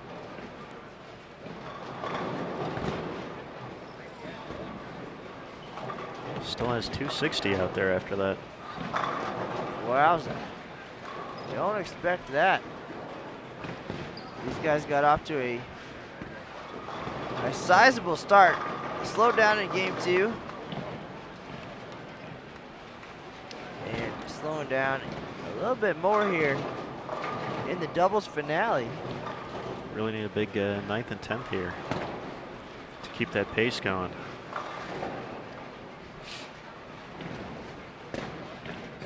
Things really moving along across the house here.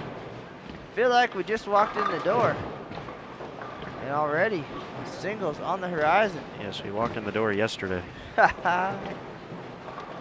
What a couple of days it's been, Mr. Smith. Started Wednesday morning. A whole lot of bowling. A couple of league sessions.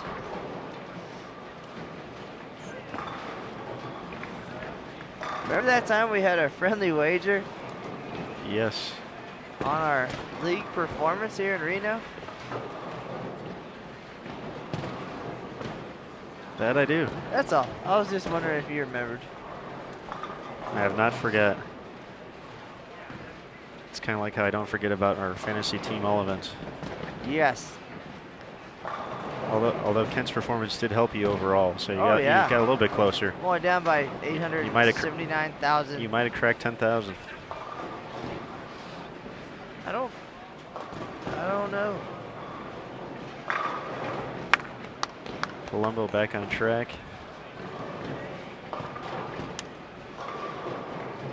I feel like I'm better off kind of wagering on my own performance than the performance of others. What if we return in 2015 and we take this year's 12 guys out of play?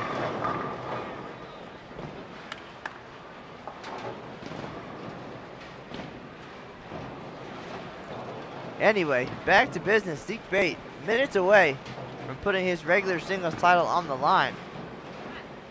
And not looking particularly happy or comfortable here in game number 3. Not bowling poorly by any means. But 826, the number on top of regular singles this year. It's going to take some work.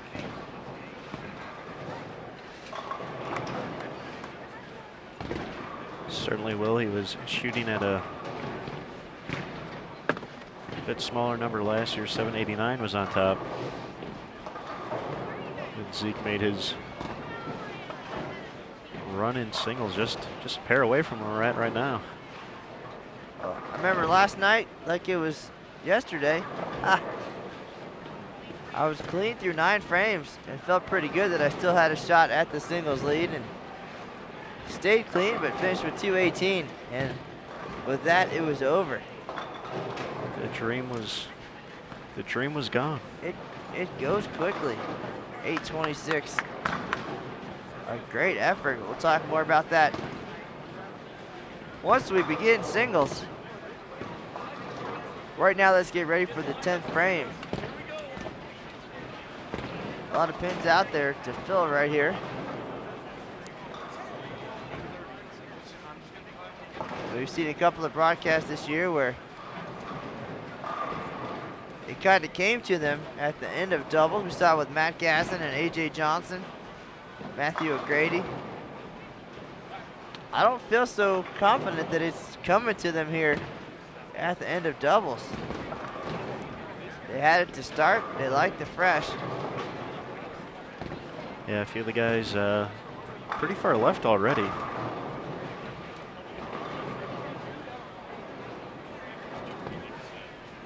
We'll see how it shapes up here.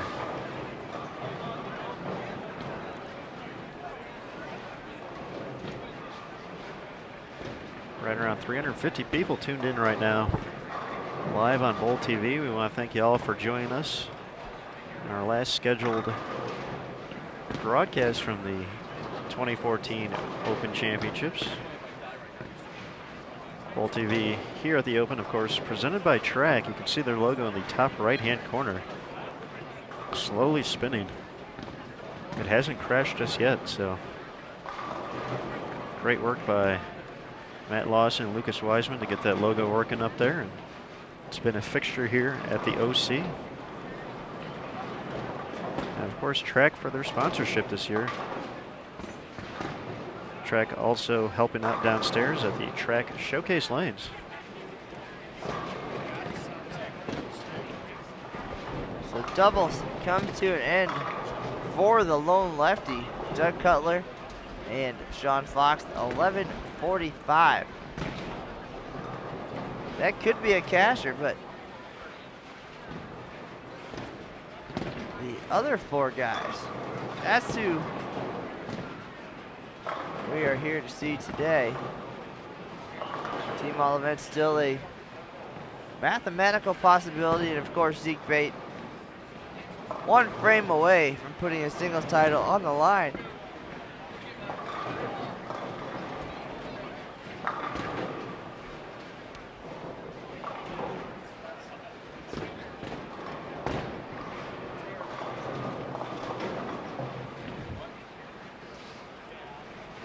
J.R. Raymond's been solid all day.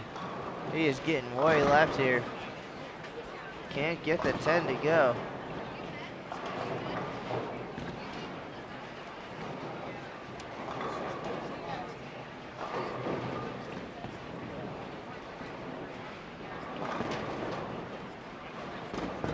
JR looking at 2-0 here in the finale. Slowed down considerably. Zeke Bate, best he could do, 194. But they're going to be just over 1,300.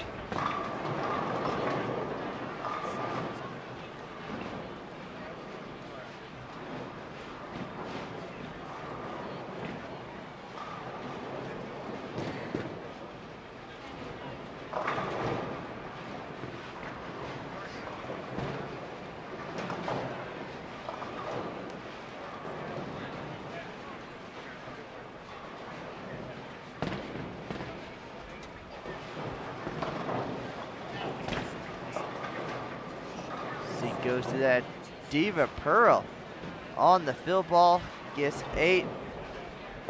Not sure he liked that look. 826 is a lot. That's what he'll be shooting at if he's going to get that title back. There's no yawning in bowling, Matt Canizaro. There's no yawning in bowling. These guys wore me out this week.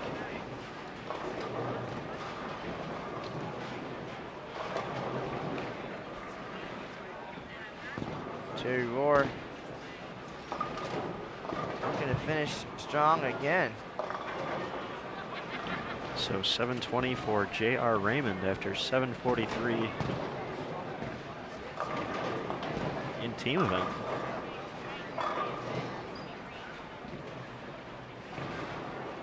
Still has a shot at regular all events as well. We'll need to get close to that 800 number. And another shot through the nose on 54 for Palumbo, leaving just the 3-4.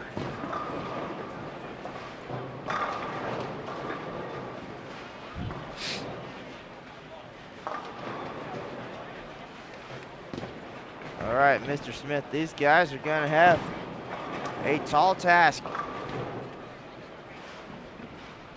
in singles.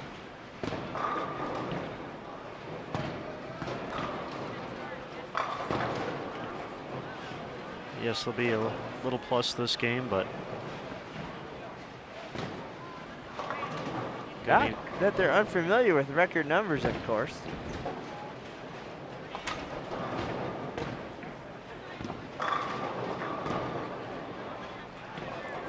After shooting the highest team game in tournament history last night, 13-18. On the way to a 35-11 team total. There you have it. Aaron's going to tally the final scores.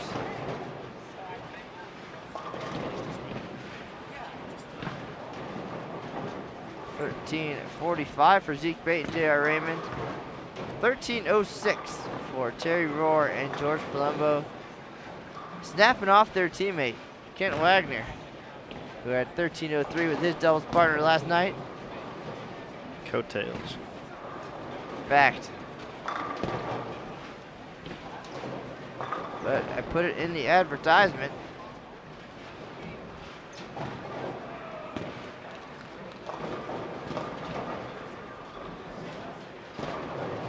With that, we'll have a station identification as singles gets underway. Here we go, Zeke Bate putting it all on the line. This is the moment he's been waiting for an entire year. 795 took home the title in 2013. Was introduced last night for the first time as the champion here at the OC. Received his championship watch, marched down the center aisle. Saw the word champion next to his name on the scoreboard for the first time.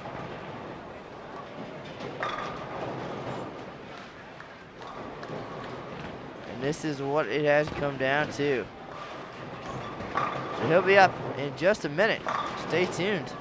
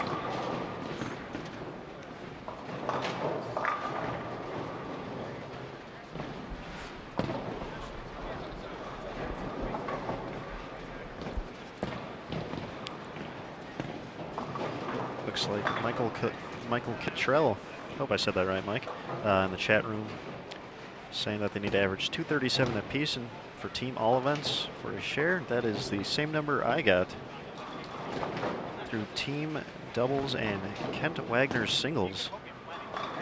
The group is at 75.19, leaving them 28.44 shy of the team all events number, which comes out to 7.11 per guy in singles, or it's at 237. For J.R. Raymond, 8.10 for a share of the all events lead.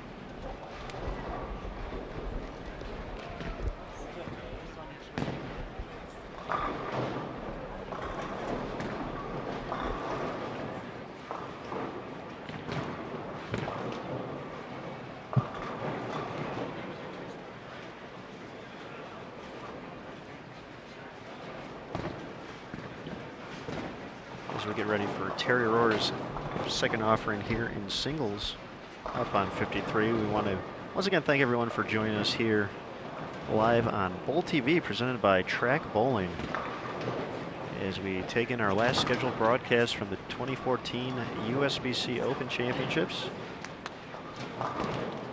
Zeke Bate putting his regular singles title on the line. We need to get to 826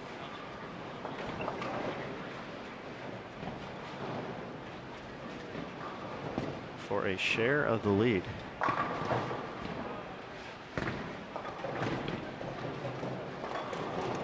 And as a group, Team Turbo Group's made up of Raymond, Palumbo, Bate, and Rohr. Need to put up 7.11 a guy, so 237 apiece. Holy moly! Wheel it. Here we go.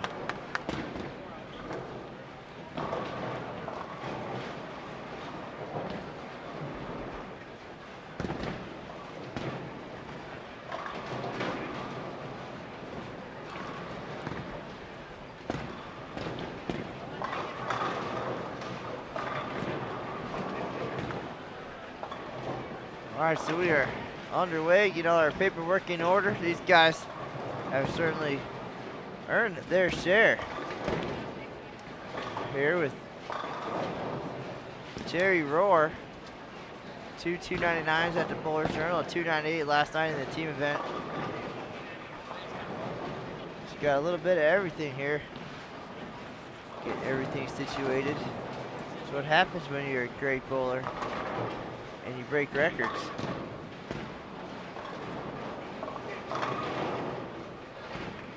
Appreciate everybody being here. Not a lot of chatter in the chat room today, but that's okay.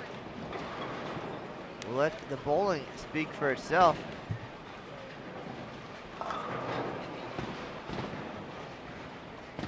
Not a lot of room for Mr. Bate here. Yes, the open in the first. Hard to believe he's already down to 50 pins and change to play with. Certainly goes quick. Well, this is the 111th edition of the Open Championships. Nobody has ever repeated in an individual event. Matt McNeil came very close in all events.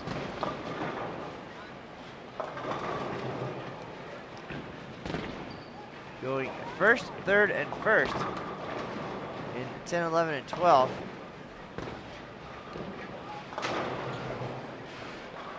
And I was thinking back while I was strolling around the venue a minute ago. And the last time we had a sub 800 singles champion was 2005, David Adam.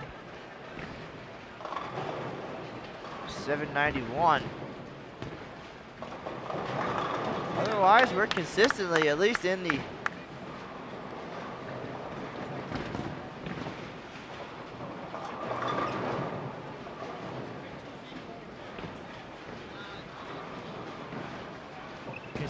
in the 820, 830 range, of course, except for Mr. Bo Gergen, 862.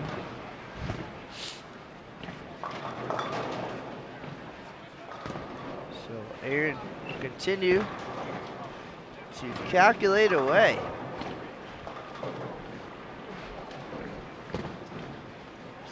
J.R. Rabin making a big all-event statement. However, he's going to need quite a few strikes.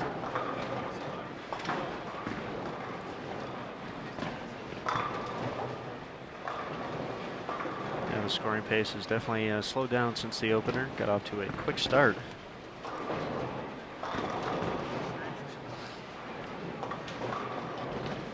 Well, they really liked the fresh and the burn, I guess, yesterday at the Bowlers Journal. They saw the whole spectrum. Certainly not really translating over here on the big stage. A little different feel. Matt Gasson, a first timer here at the Open Championships, described it pretty well. He bowled at the Bowlers Journal a couple times while in town earlier. And even though it's the same lanes, same approaches, same ceiling, same everything, you just feel a little bit enclosed over there at the BJ with the wall that separates lane 64 from the Bowlers Journal lanes. Then you come out here on the main stage, and it's just a totally different feel. The butterflies, the center aisle. The lights come on, and it's a whole different ballgame.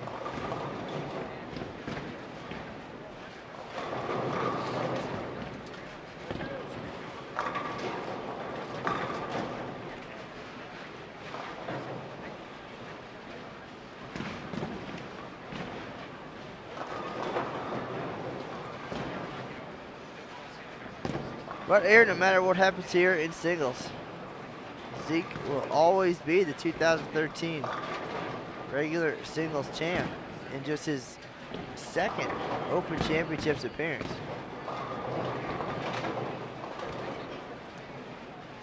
Pretty nice start to his career. Then, of course, coming back in his third year, third time's the charm, the highest team game in history. Chance at a title over at the Bowlers Journal as well. But now that we're in singles and Zeke is striking, let's talk a little bit about last year's festivities, so to speak. And then a little bit about talking to Zeke in the off-season, just about how everything was received and how life changed a little bit as an Eagle winner. I know it's a pretty cool story about his rise in the sport of bowling, which has only been a few years.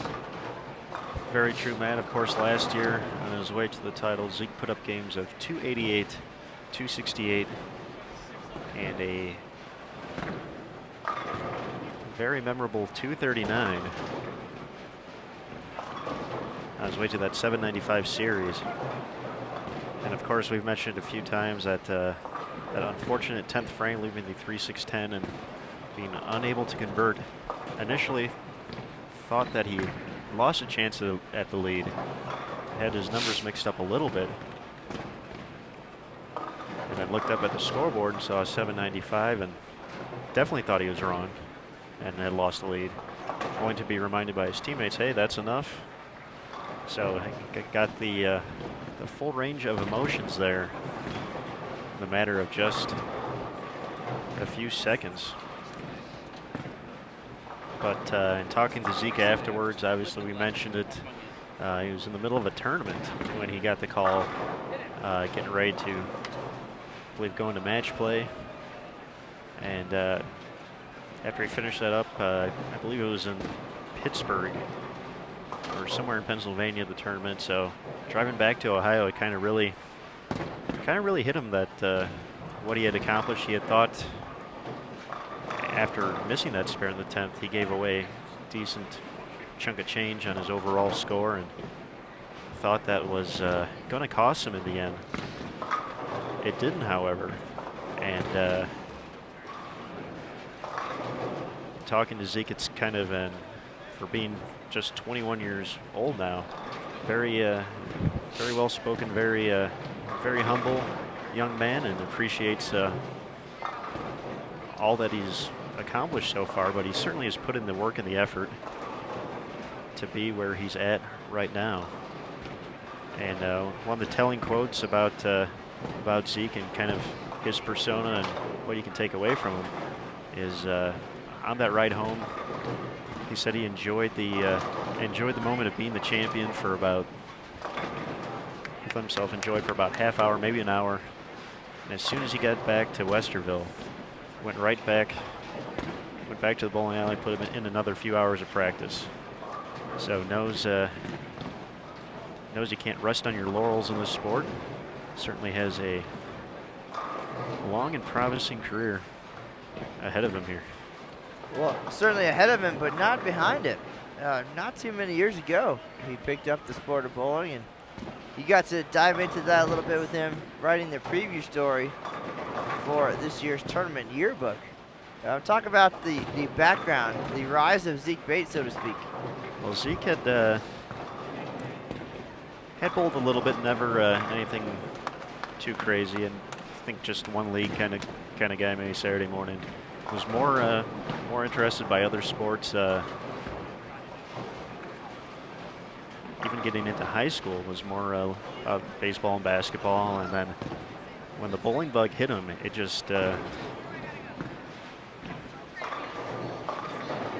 some problems with the approach there. It just really took over, and from there Zeke just went all out, and you could see the progression. He put in the time, hundreds of games per month, even per week, trying to perfect his craft, and all that kind of came forth at, I believe, the Bud Light Classic, where he earned where the prize as top qualifier was a contract with Deviate.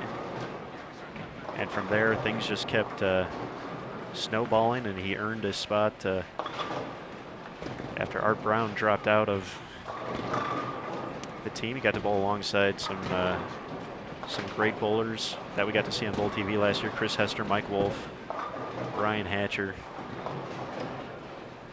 And just taking from that opportunity, he's continued on, and it's been an impressive year or so to watch. Well, you mentioned Zeke coming in late to the game. Missed out on the junior gold, the junior Team USA, high school bowling, college bowling. Almost self-taught there for a minute. Again, the cell phone videos, I think that's my favorite part, is that he would just videotape himself and analyze the videos. Then, of course, hook it up with some terrific coaches in Ohio, and coming a long way in just a few years.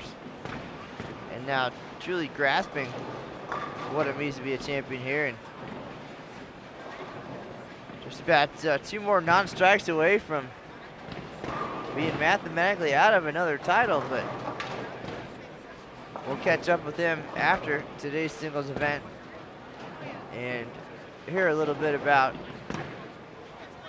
coming in as the defending champ, all the hoopla surrounding it, the pressure, what it's been like for the last year, and then of course having to perform. Of course, the advantage of being the singles champ is 6 games under your belt. But right now, these guys are pretty far left, halfway through game number 1 of singles, in front of the ball return on the right lane. And not sure it's going to be pretty the rest of the way. Great shot there. Rings the 10-pin. Now he's going to have to strike out. That's it. Possible 828, all that's left. 826, of course, the number on top. Lewis Jenkins Jr. Mr. Jenkins shot 527 in doubles, and the shot came to him, and he ended up with 826, including a 300 game.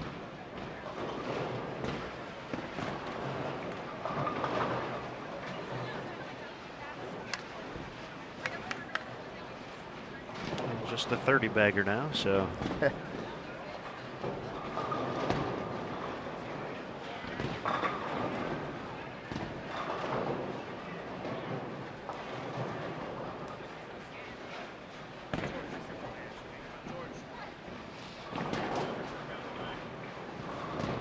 Yeah, Zeke definitely had a lot in a short period of time yesterday. We've obviously talked about their performance at the Bowlers Journal. From there, they had to run back to the hotel real quick, get changed. All of a sudden, it was time for Zeke's ceremonial march down center aisle for the first time, being introduced as a defending champion. Said a few words to the crowd, and all of a sudden they were on the lanes, raring to go.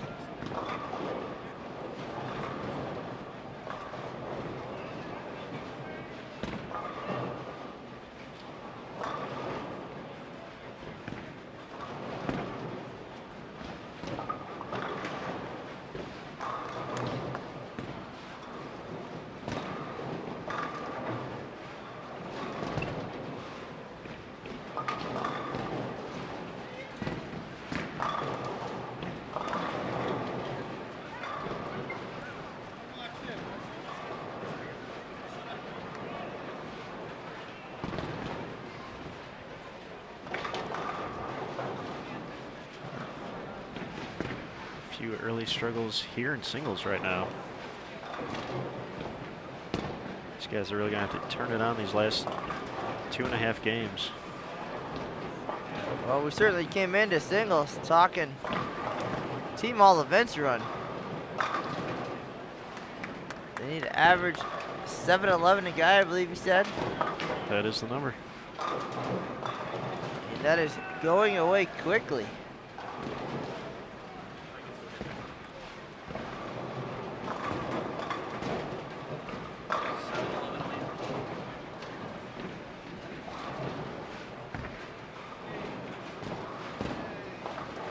But once again, if you can come to the Open Championships and say you got your picture taken, pretty cool. It's usually a good year. And not the squadron team picture, but the real deal. And these guys certainly have been talked about quite a bit with their performance at the Bowlers Journal Championships. Taking advantage of that opportunity under the same roof Participation up 300% in 2013. Has Holy been cow. alongside the Open Championships for almost 7 decades.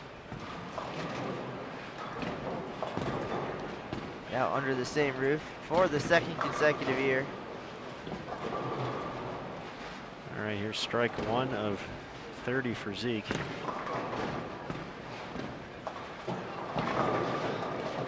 Not, 29 to go. Not giving up yet. Not going down without a fight.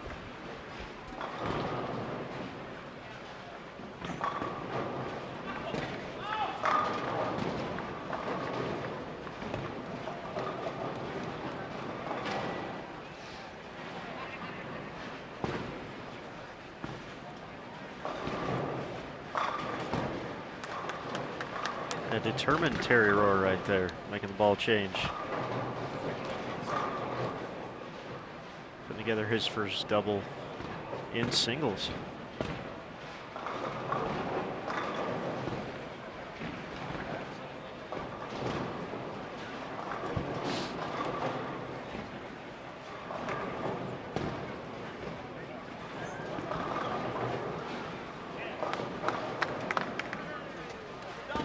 Nice break for Cutler there.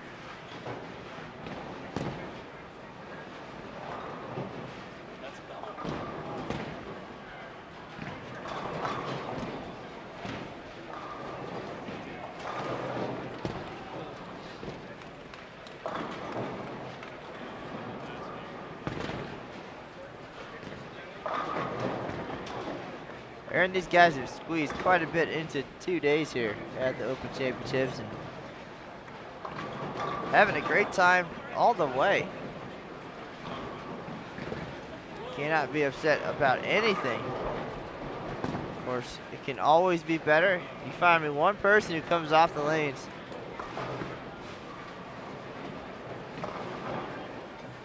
saying they didn't leave some out there, and Zeke Bate leaves a couple out there, and that's going to do it for the defending champ. Now it's just about turning in one more solid performance. Pressure's off a little bit now. There will not be back-to-back titles. Go out and get all you can. Help the team. Another top 10 in team all events would be cool. Certainly so. 10,000 certainly within their reach. See another Texas living legend roaming around the National Bowling Stadium right now. Zeno Garcia in the house. Well, some great players. He bowls with Pete Thomas, top senior player from Oklahoma. We had them on the live stream last year. Yeah, we did. I believe that was our final telecast from the Open Championships last year, and here we are. Well, they had a good run in 2012. Certainly earned their spot.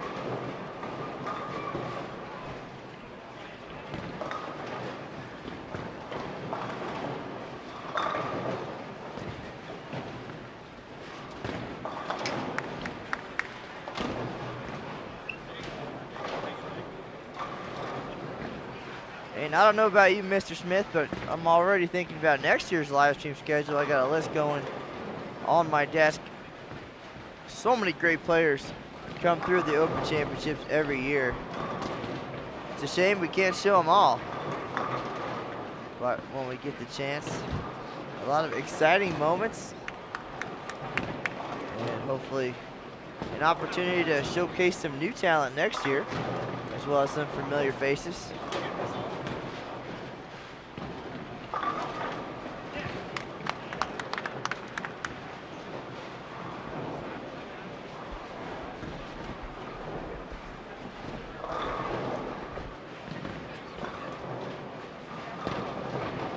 The one thing we won't have the opportunity to do in 2015 is live stream from the USBC Women's Championships at the same time.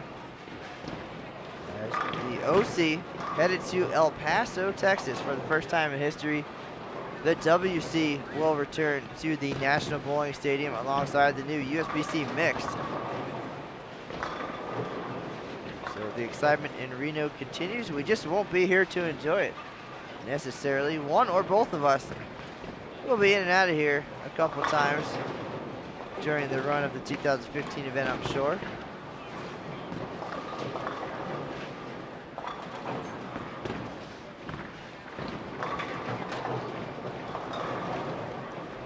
Anyway, back to business. Thank you everybody for joining us. This is Matt Canizaro and Aaron Smith. We're doing it live here at the 2014 USBC Open Championships. We came in to watch Zeke Bate put his title on the line, regular singles in 2013. He will not repeat, but looking for a strong finish here in 2014. These guys still flirting with 10,000 in team all events. It's still out there. Currently have them at plus 919, including Kent Wagner's single scores. Kent finished up his 2014 event last night.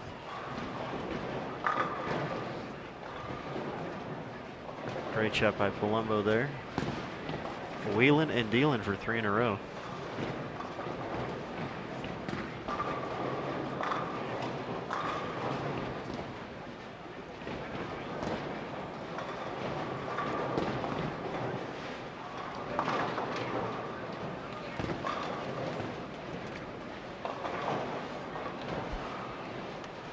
We just got a quick shout out from one of our faithful viewers, Chris Shipman, on his way home from a nice trip to Las Vegas. Just wanted to say hello and wish us the best of luck on today's final broadcast from the Open Championships. We'll be back on the air tomorrow. We are dedicated, aren't we, to this live streaming. The people can't get enough of it, so. Tomorrow at 7 p.m. Eastern, 4 p.m. here on the West Coast. Time of our life. Some former collegiate standouts taking the lanes for their team event at the Women's Championships. They've been around the top 10 regularly for the last few years. We'll see how they fare as the first of 5 broadcasts from the Reno Sparks Convention Center this week. 2014 Women's Championships wraps up on the 30th, so certainly there'll be some jockeying for position. All the leaders in Division I, I'm sure, are going to have their eyes on the online leaderboard, seeing if those scores are going to hold up. Going to have a lot of talented ladies in town. So it should be an exciting conclusion.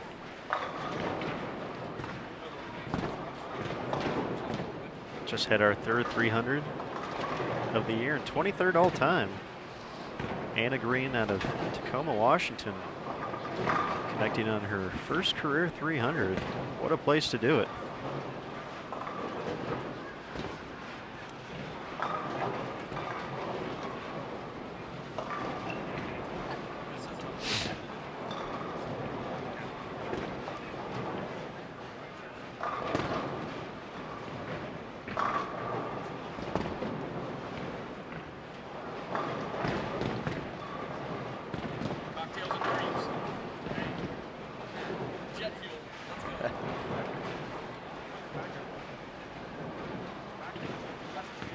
All right, so game 1 of singles coming to a close.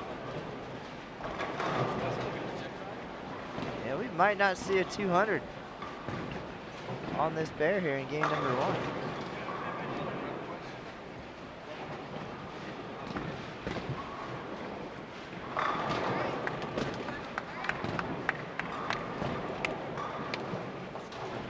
So what started out so promising in the opening game of doubles has turned into a bit of a mess.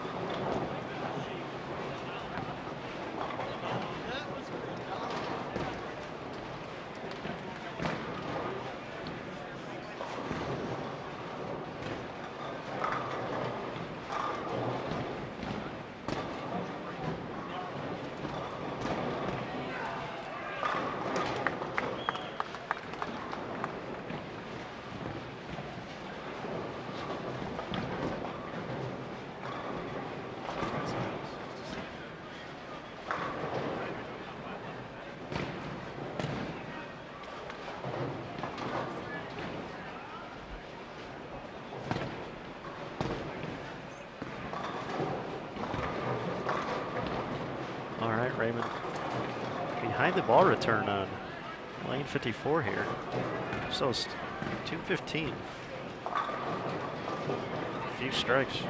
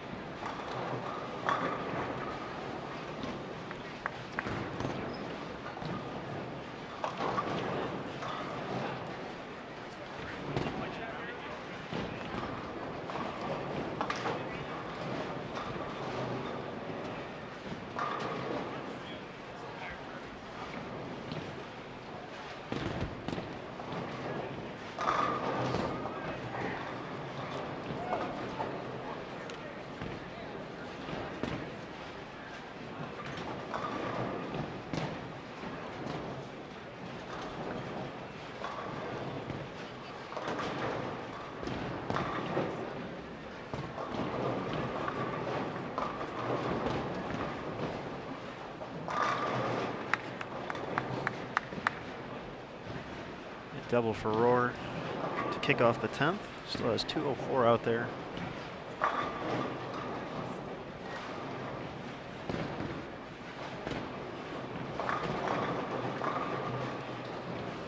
Palumbo's max falls to 191 with the 10 pin. So they will actually lose ground here. So they chase team all events.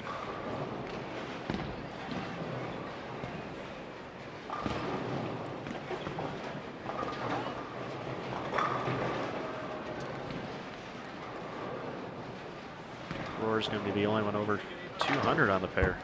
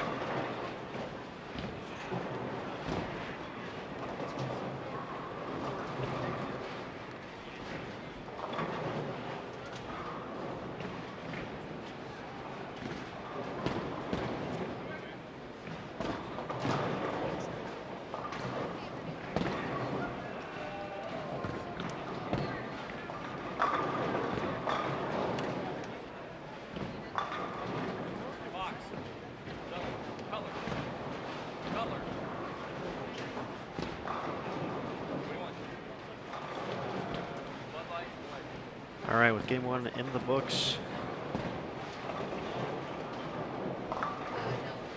Team Turbo Grips. 4 out of the 5 members bowling right now. It's Raymond, Palumbo, Bate, and Roar. 772 to start their singles competition. Kent Wagner already in the books. So still not technically out of it, but we're going to need a magnificent finish here in their last 2 games. 259 a guy to get to a share of the team all events lead.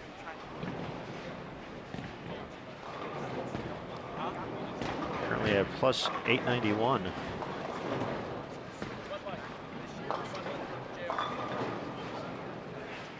Anthony Lacaz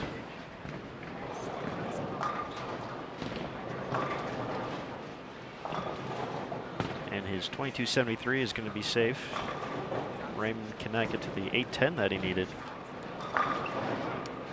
And by all accounts, the split in the 10th frame was his first open. He nearly made it 70 clean until that 6-7 popped up in the 10th, unable to convert.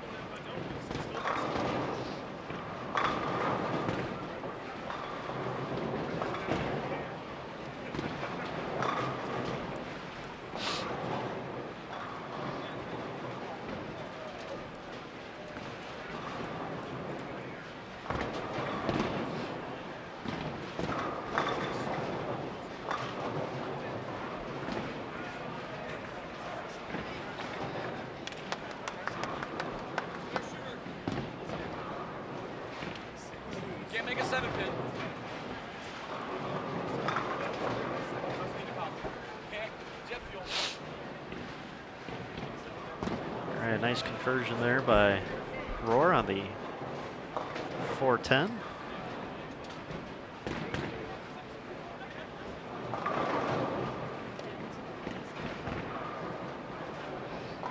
Strikes will need to start adding up quickly.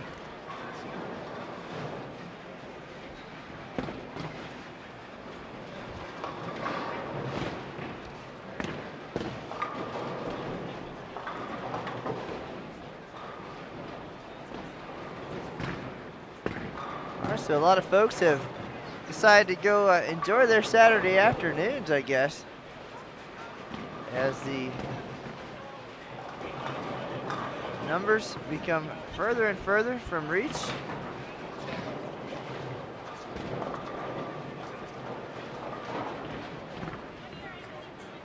Zeke Bayt looking awfully perplexed here early in game 2 of singles. Can imagine expectations being incredibly high coming off of last year's win and some early success here on the big stage.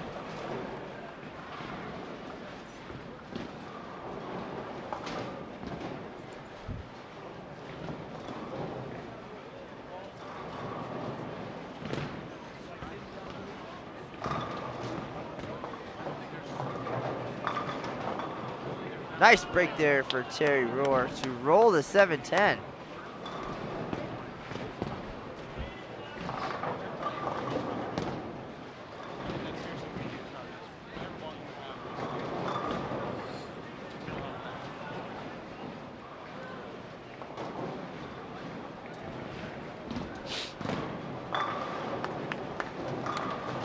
Terry's back here. Want to enjoy the replay of that last shot.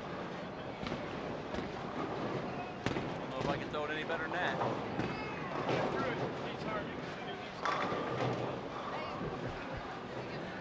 why bowlers should wear hats, so you can just tip your cap to the crowd. All right, so I think we're gonna have a little bit of fun here the rest of the way.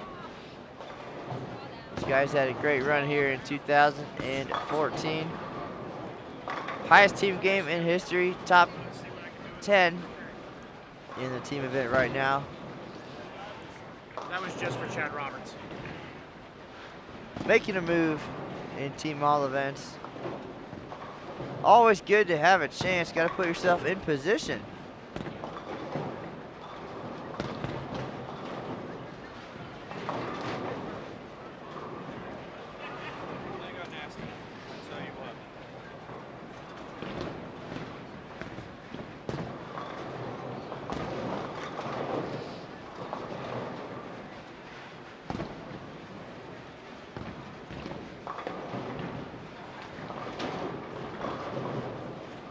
And if you haven't found us on social media, please do. We're all over the place. The Sport of Bowling USBC, that's our main Facebook page for all that is USBC. More than 240,000 likes. A lot of folks getting in on the action. You can also find the official Open and Women's Championships Facebook page. And of course, Matt Canizaro, USBC, some behind the scenes tidbits from here at the Open Championships and abroad. And you can find us on Twitter at USBC Matt, and at USBC Aaron.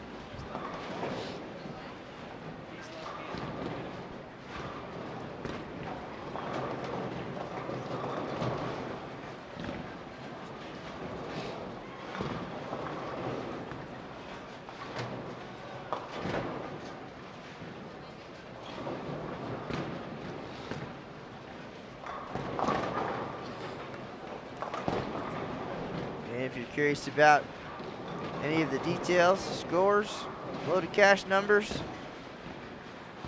you name it, you can find it all on bowl.com. Go to the Open Championships page or the Women's Championships page and get all the great facts and figures, news, notes, pictures, and more.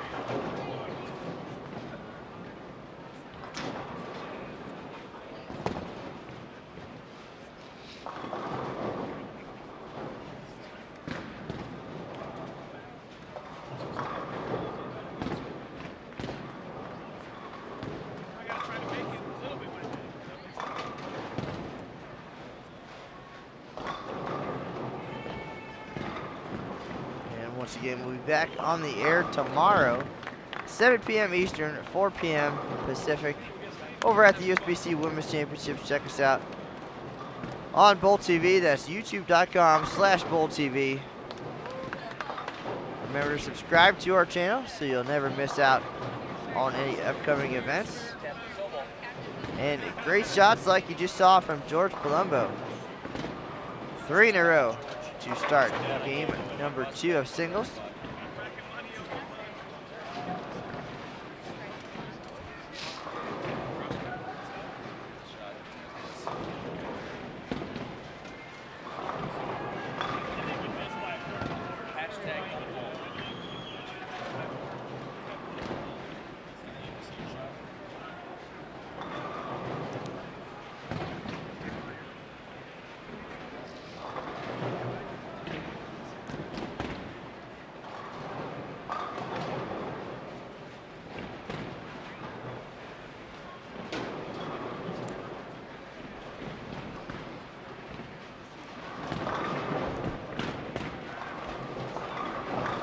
Appears to be the every other game rule for George Palumbo.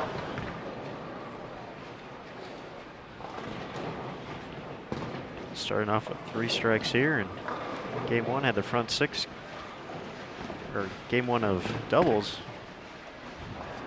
Start with the front 6, game 3 of doubles, front 7. Here we are in game 2 of singles. Front 3 to start, who knows? George already has a 299 in his tournament career. Very accomplished player. He's bowled all over the world.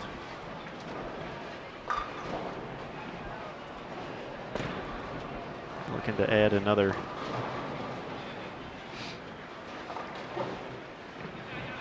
notch in the belt here.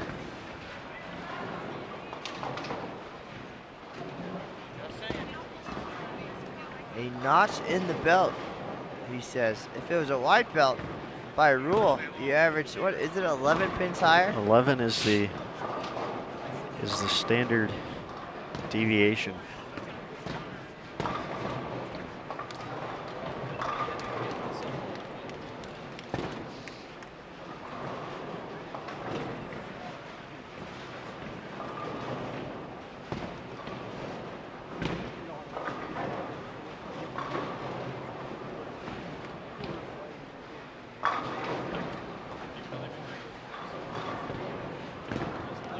And the struggles continue for Zeke Bate.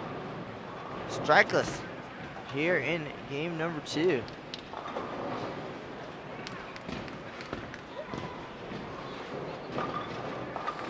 George Colombo. He can hook it a little bit.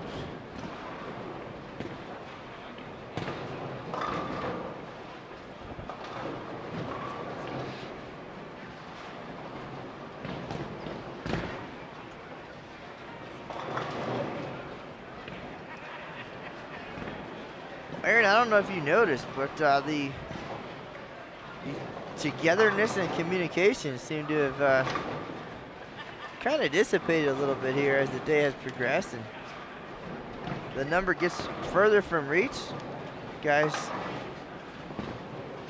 not really talking as much, I guess, just going through the motions at this point, trying to get done with things. I would imagine after the highs from yesterday, a little bit of disappointment here with the struggles. Seem to be getting a little bit back on track here in game 2. But everybody kind of doing their own thing, going their separate ways.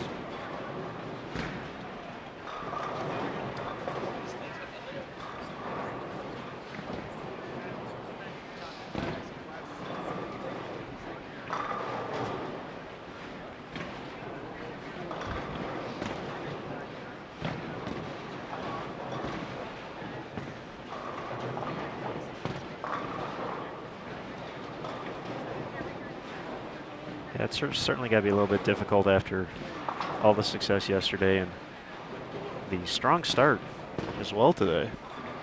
When things just start not going right, makes for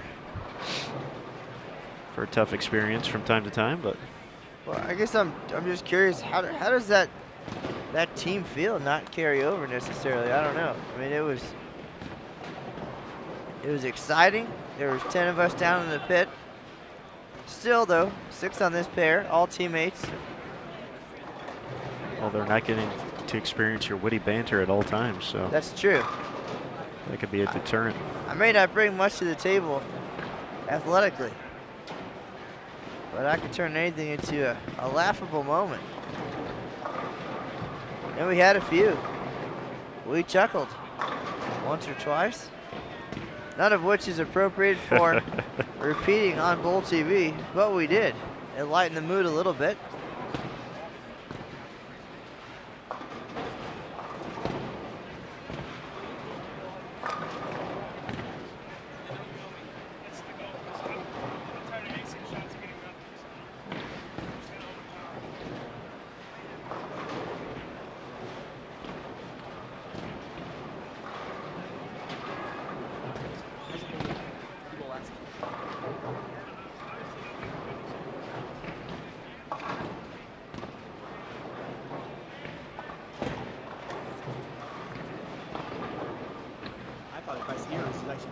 Looking at 11 and hitting like 6. This one, it started out there was a bank and it went away.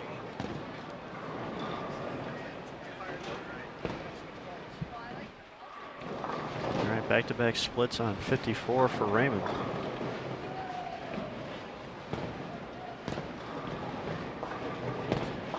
He's able to convert. The third going to be much tougher. Looking at the 4-6-7 here.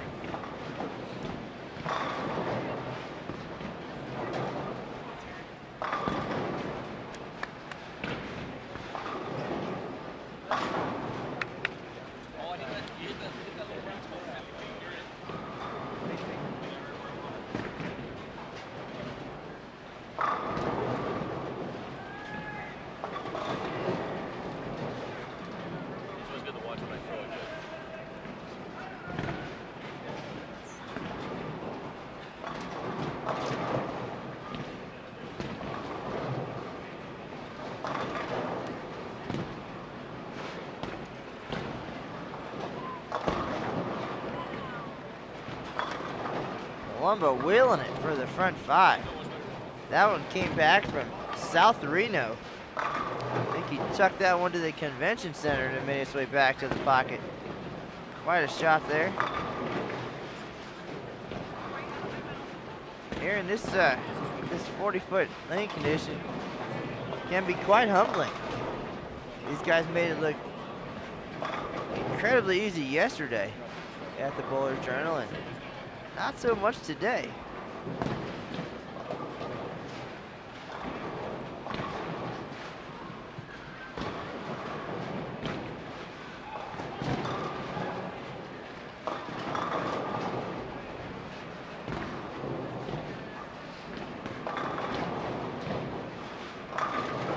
Although scores have been a little bit higher overall, when you look at the standings for both doubles and singles this year compared to 2013, also held here at the NBS, still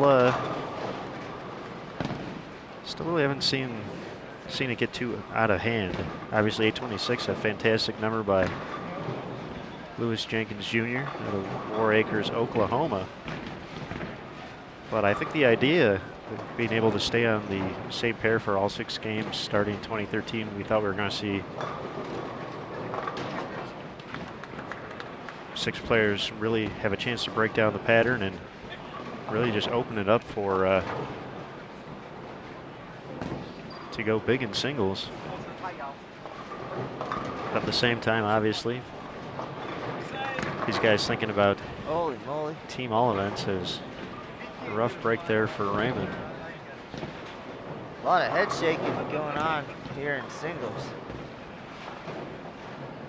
Not just on this pair, but nearby. You have to earn it out here. Real good shots. Make the right moves. I think that's the hardest part too. There's just not a whole lot of time. You have to anticipate what's happening or what's going to happen. Have a game plan, make a move, feel good about it.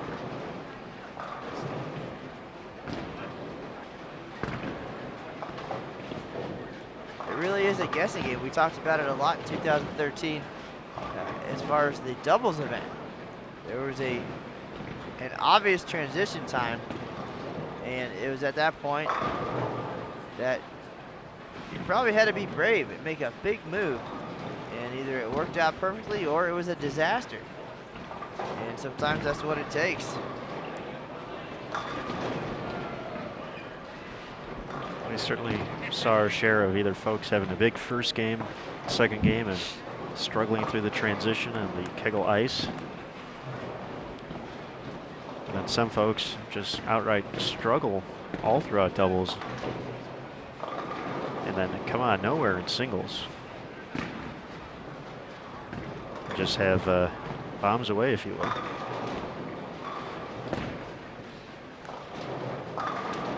It certainly takes patience out there. That's the 6 games and the choices you make. Even in practice in game 1 will have the possibility to come back and haunt you right now at a time like this in game 5, game 6 overall of the day. Well, I feel like, at least personally, my performance was relatively consistent, where in each set there was one subpar game that I don't know if it was just getting lazy, making bad shots, not focusing. So there always seems to be one. And this year it just so happened that the other games were a little bit higher than the last couple of years. Yes, I thought you did yourself in when you started with the double. You know what? I'm not gonna lie. I thought the exact same thing. It seems to be what I do. Start with 3 or 4 or 5 in a row, and then it's downhill after that. I got the first double. I'll admit it, I giggled a little bit. I was like, oh, here we go. Then the third one was a 7-pin, so I was like back to reality a little bit, and then struck out for 279. And I've had some laughable performances in recent years, for sure.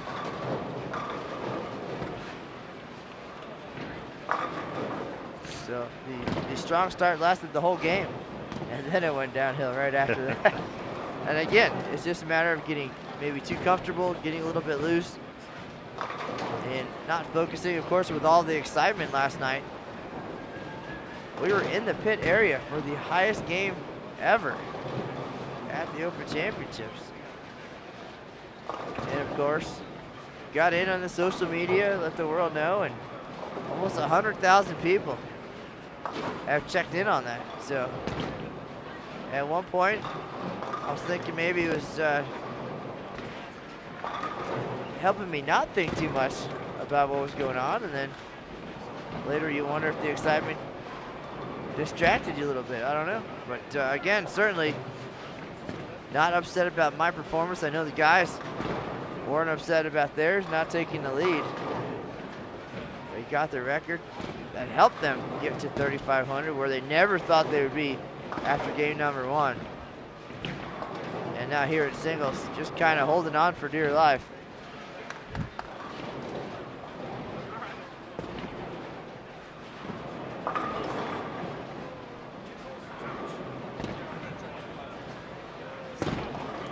Do appreciate everybody sticking with us down the stretch here. We're coming down to the end of game number 2.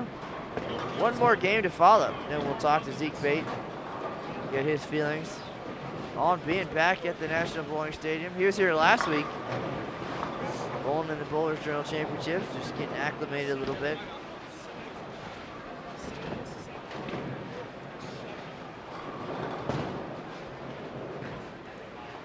But I think while all eyes were on Zeke coming in as a first-time winner and the defending champ,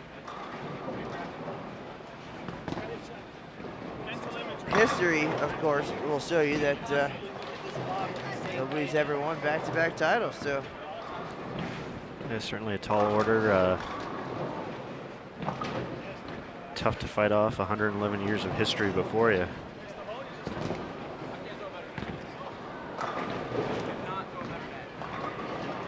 In my time here, the closest I've seen anybody come to defending an individual title successfully was Mike Rose Jr. 2007 regular all events champ, took the lead in 2008. Had it for a little bit, ended up not winning. But you can't win if you don't take the lead, and he did that. That's true. Mike R. Jr. The famous Mike R. Jr.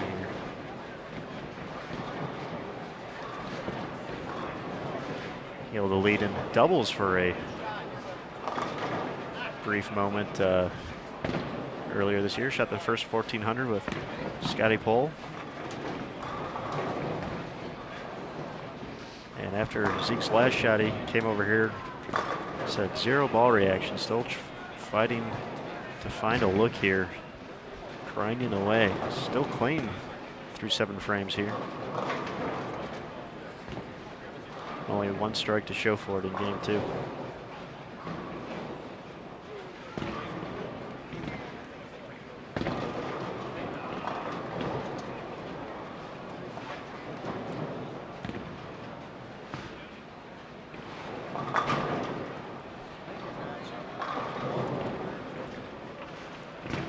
You are listening to Matt Canizaro and Aaron Smith. We're live behind lanes 53 and 54 here at the National Bowling Stadium. Zeke Bate, 1 strike here in game number 2 of the singles. Shot 795 last year, took home the crown.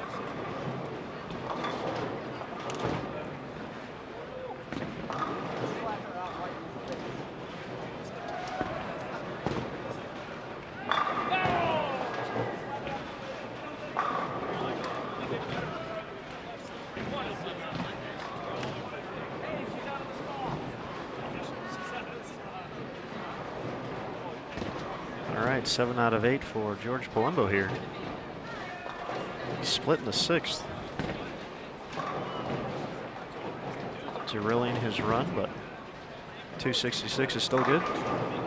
It's a pretty good number, especially 3 of them in a row. But I'm not going to see that here today. But anytime you can put up a big number at the OC, got to feel pretty good about that. Especially when you're battling like it appears these guys are.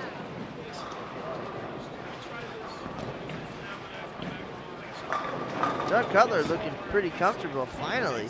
I know he struggled with the feel and timing in the team event a little bit, and in doubles even, but throwing good shots here in game 2, just not getting the breaks as you see him leave a 7-pin there on the left lane.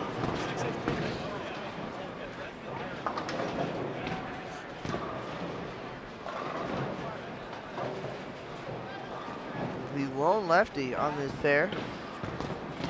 Well, that'd be good. I need to. Sometimes a good thing, sometimes not. Not bowling badly around the pocket.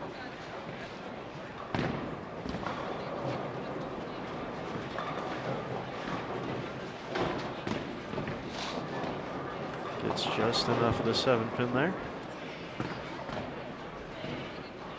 So it's 230s out there after a 191 in the opener.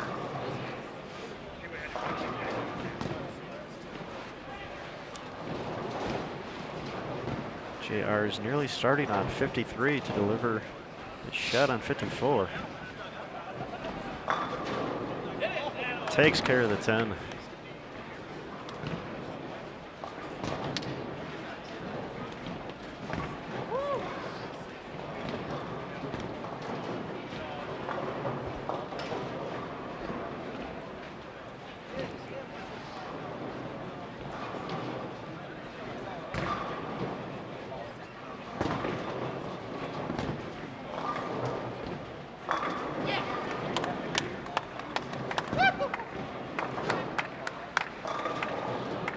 Strut is needed after that one.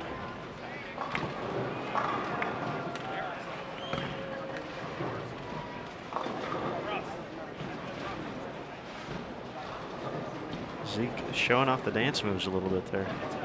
Ah, the dance off.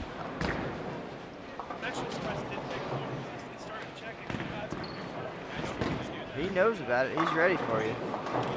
Trip 9 for Roar.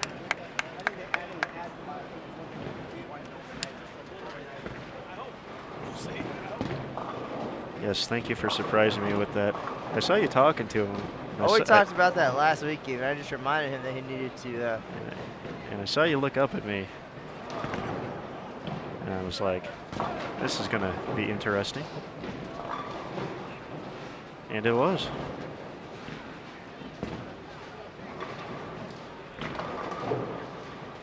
Although I'm not fully prepared, I didn't get a chance to partake in my pre-game ritual for putting on the dance moves, so another time, another place, perhaps. And we'll charge people for it.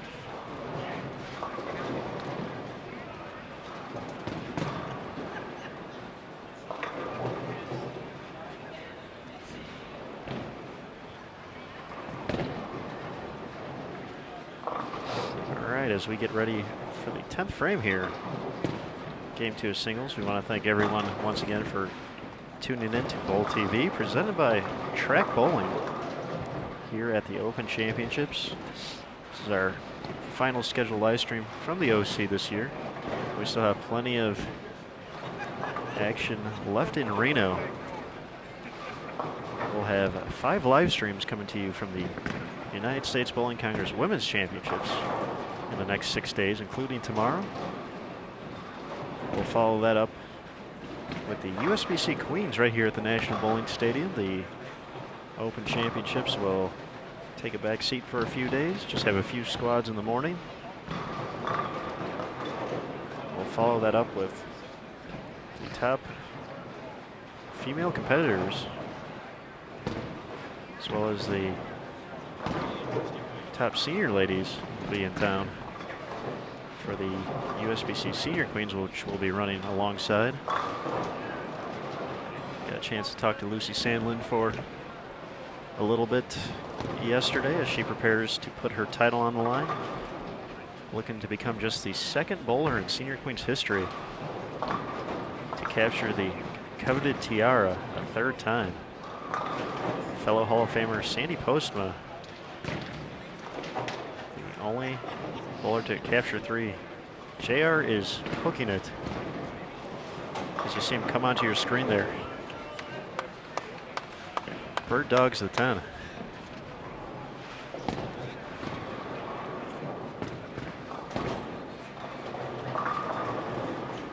Little celebration there as well.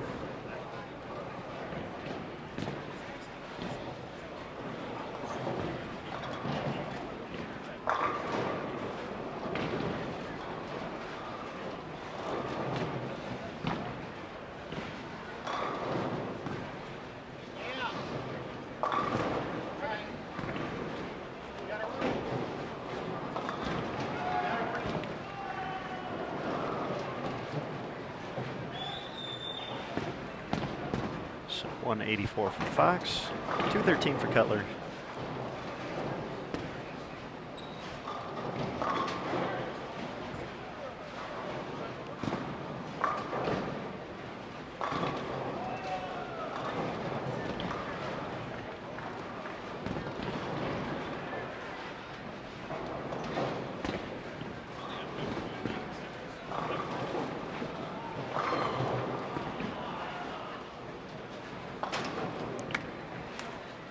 Clean 190 for Zeke.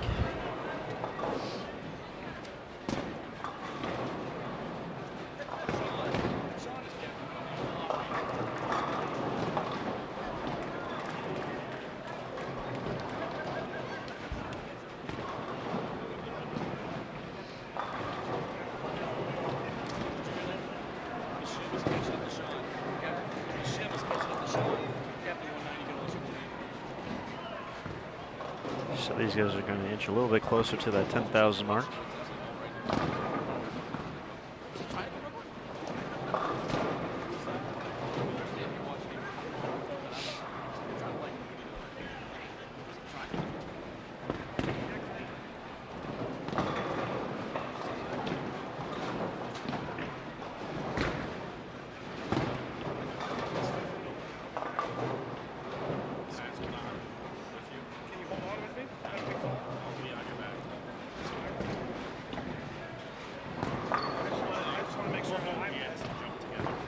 Rory can still get to 240s.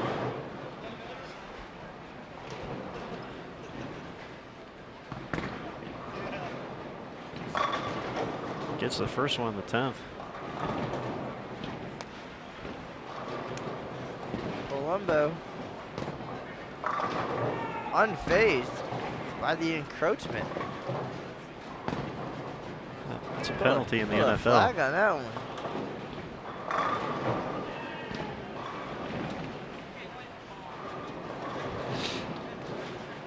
Well, these guys have been bowling together long enough. I think they know when to hold up for just a sec.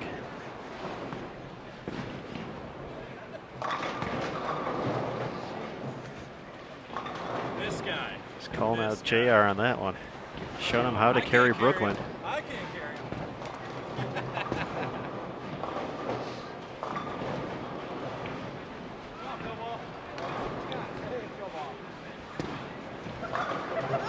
I knew we heard that. And George Palumbo was phased there. Getting a laugh. J.R. Raymond giving Terry Rohr a hard time. Here's a fill ball in his backswing. Delivers one of the prettiest strikes all day.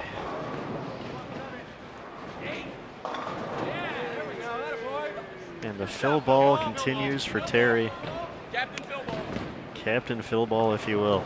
Oh, he's been promoted. Now he's a captain. It's moving All up right, the what ranks. do we need, guys? What's the math? A lot. First guy done strikes out. We need an extra game. Come on. First guy done strike route.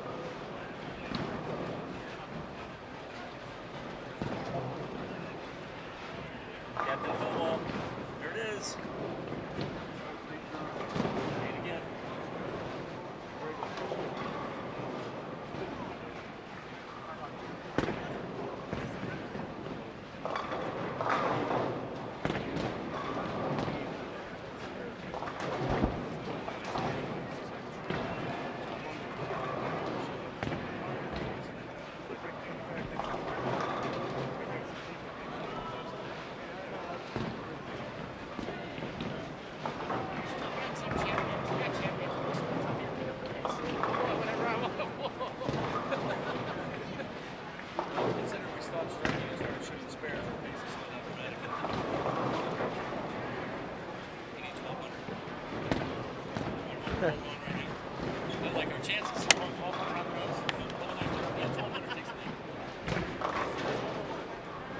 All right, easy task ahead for these guys.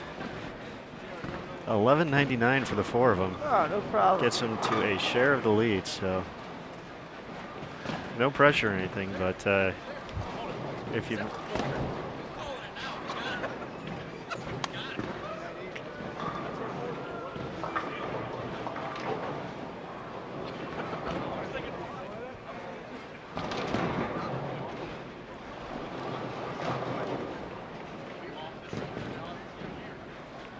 At least they can say they had a chance walking into the last game.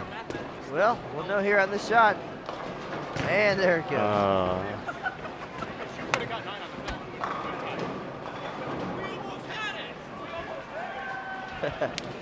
Guys taking a second to have a little fun. Well, they need 1,200. That means they only need 1,000 or 10,000. That's pretty significant as well.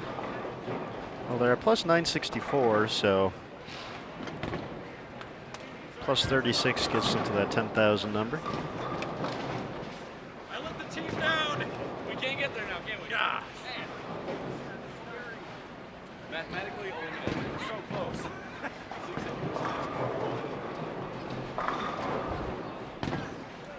Zeke Bate still unable to strike here in singles. 196, 192. I have 740, 720, and not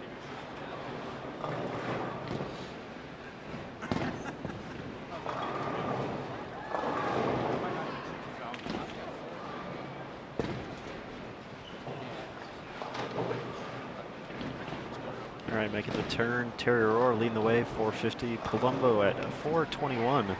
Cutler 404. Bate 388. Raymond 386, and Fox 376. So it does explain their tall order of having to shoot 4 300s to get to the team hall event score. Even though that is out of reach. Certainly a fantastic overall performance this week for these guys. Got to be happy. Obviously, the great run over at the Bowlers Journal, where Roar, Bate, and Raymond took over the top 3 spots in open doubles.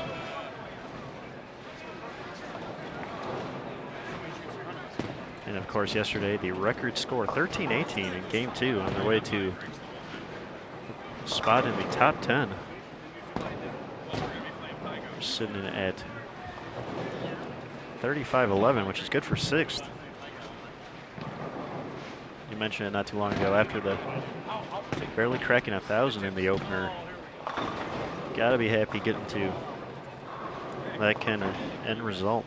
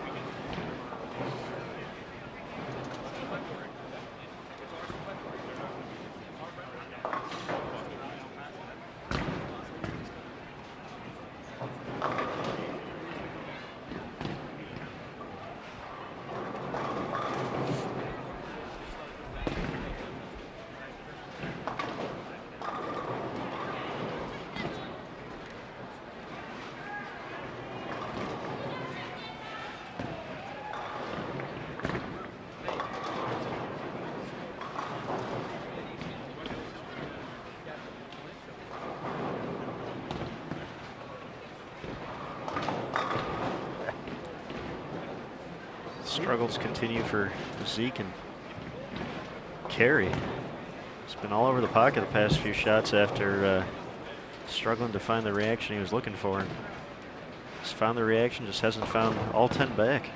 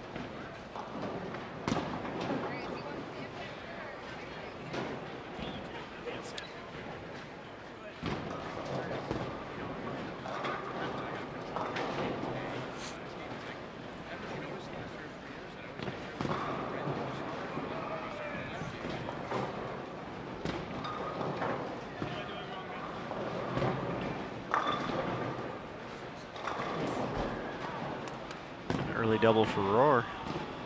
Only one with a strike on the board so far here in game 3.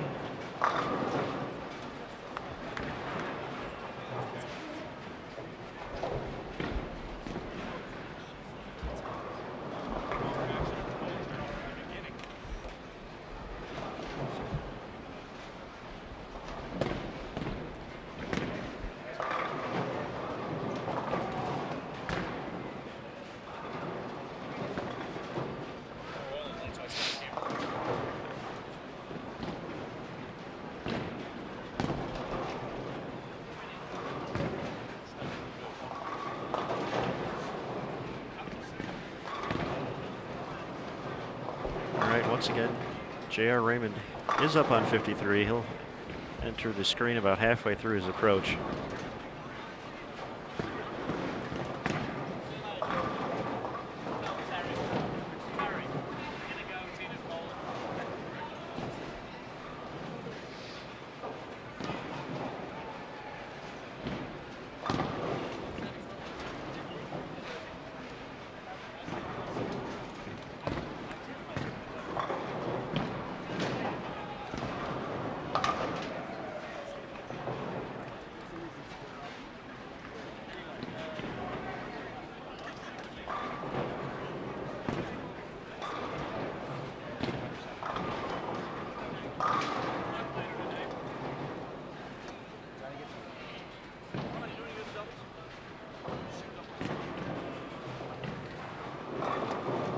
Appreciate everybody riding this one out.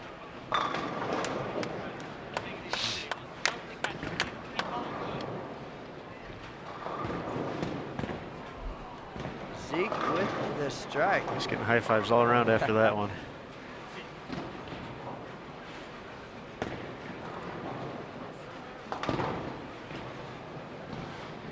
Carey finally agrees with him.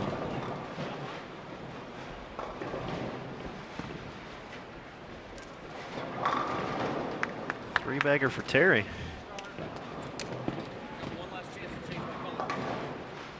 One last chance to change the color, he says. Wants one more attempt at the fill ball. He wants to be promoted to major.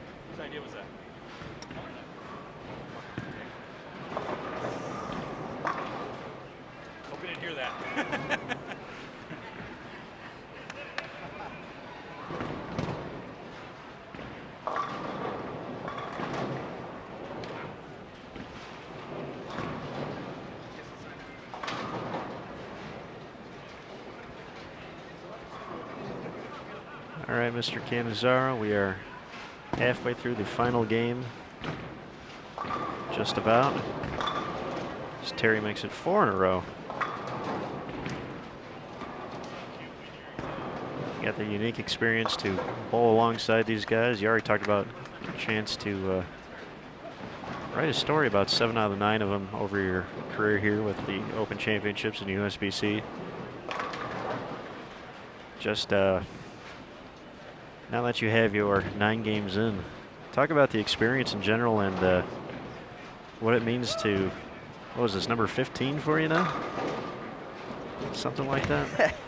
I'm getting old, Mr. Smith. I know it's getting to the point where I have to look at the paper to remember, but this year was a little bit different. A little different team atmosphere.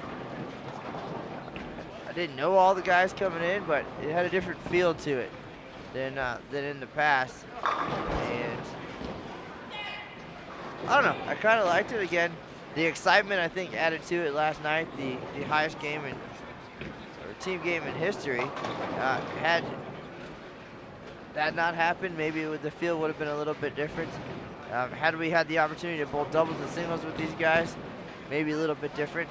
I actually liked the idea of bowling all 9 games in a row, believe it or not, because you don't have the overnight to sit on it a little bit, to think about it, to stew on some of the bad things and what would you do different. And then, of course, I came in last night. I bowled all the games, and I felt like I could have gone another 9 games afterwards. An hour later, after sitting at my desk, I felt about 100 years old. And today, after bowling 20 or so games yesterday, I'm really feeling it. So it would have been tough to bowl 6 more games today. I liked what we did. We had a good momentum going. We were coming off a great team event. Arm swing was loose, and we went out there. We just got it done, had a good time. I know that's not the essence of the Open Championships per se, but the team atmosphere was unlike any I've experienced here in the past. Trying to put together kind of the dream team the last couple of years didn't quite work out, but joining an established group, certainly they welcomed us in. We've certainly felt like part of the team, and even now, we talked earlier about the communication kind of going away, but they're back to having a good time, being a little bit laid back, and now the pins are falling. It's interesting how that works. Yesterday we were joking around, and it was just it was a good time, and everybody was relaxed and throwing strikes. I think earlier they were pressing a little bit and doing their own separate thing, thinking too much maybe. But it's a fun group, certainly, from the afternoon at the Bulls Journal down to the practice lanes into the team event. And should this carry on into the future, look forward to maybe a little more time. Everybody getting to town a little bit earlier, doing some different things, and it was a good experience overall, and certainly a talented group individually, and then coming together. As you said, not all knowing each other, they gelled very well, and that's very important. Again, we've seen so many teams of great individuals just not clicking as a group, and certainly these guys put it together, and it was a good time. Fantastic report there, and some great insight. Most of the folks we've seen on live stream over the years, mostly you, but we've had the chance to at least know beforehand. Some folks kind of are new to the radar, but certainly a different way to look at it when you get to spend some time in the bowlers area. And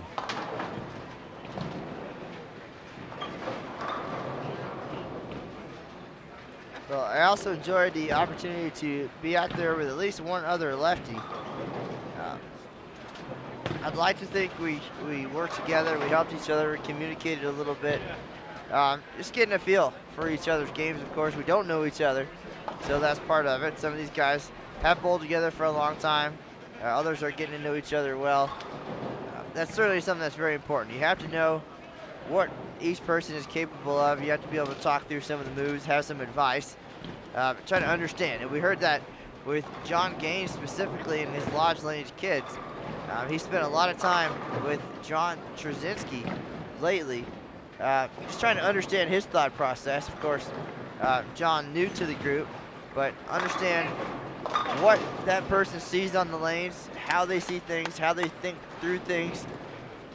Very important. You have to know how to talk to somebody, and that they're going to understand you, you're going to understand them, and you know, when is the right time to talk to them, and you have to build that trust and relationship, and see how your games are similar or differ, so that you can help each other along the way. And I've never really had that consistent left-hander.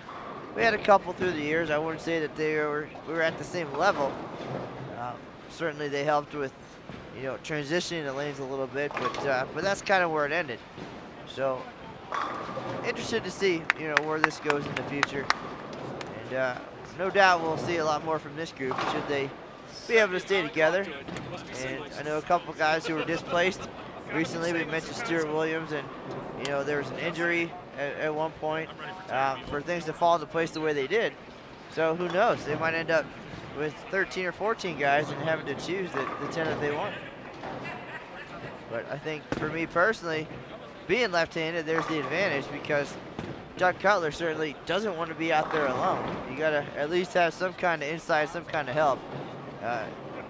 If not in transitioning, just in understanding and seeing things with a different set of eyes.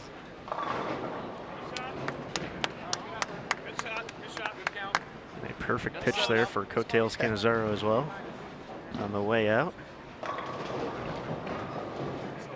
I think George tugged that one.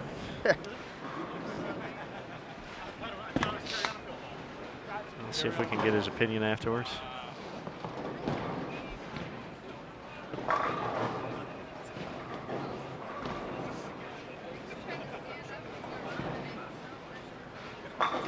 Takes care of the spare though, the ever tricky 1-3.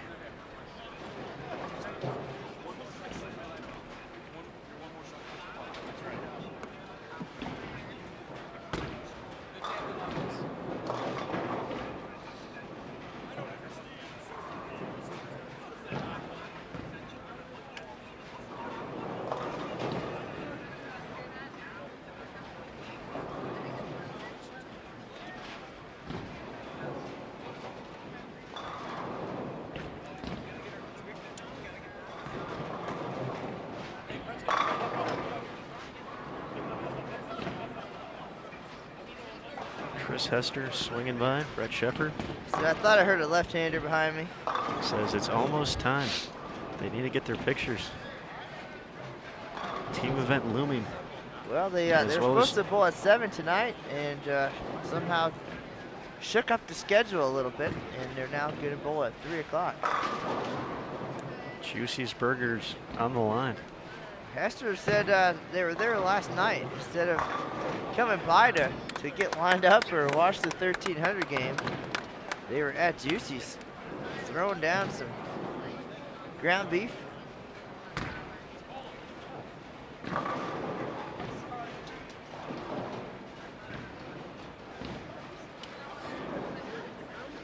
These guys having a great time here for two people who didn't know each other 2 days ago. Looks like they've been bowling together for years.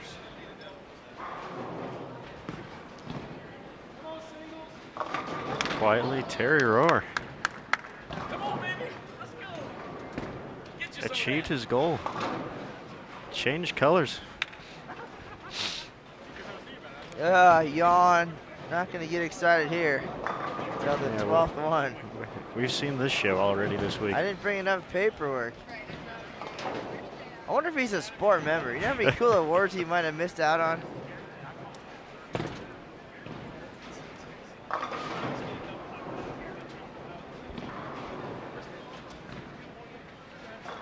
Certainly would be an incentive to join next year.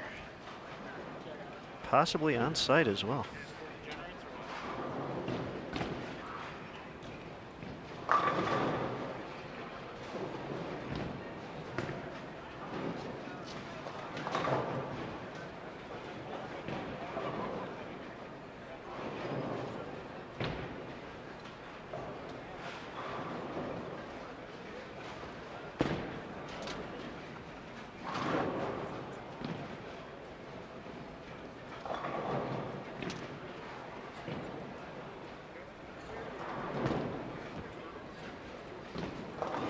All right, folks, even though we're winding down here,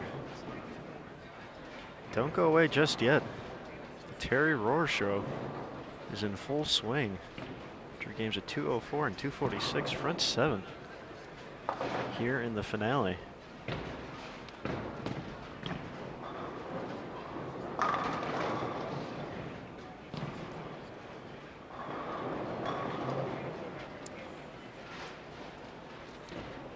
Well, they're surely not going down without a fight. Having a good time, that's all that matters. Again, with each laugh comes better shots. Maybe that's the trick. You get a rodeo clown down there next year or something to keep things light.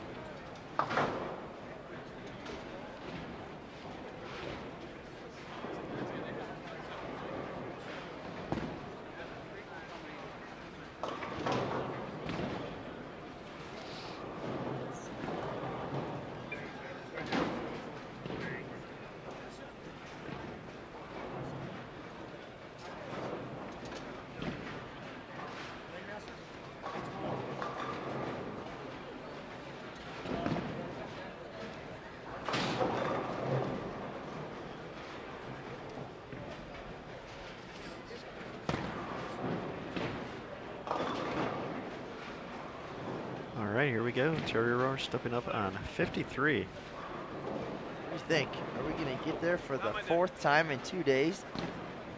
That would be something else. Uh-oh.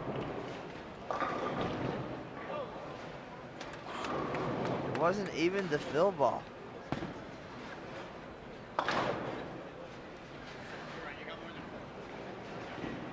Got that one a little right, a little early.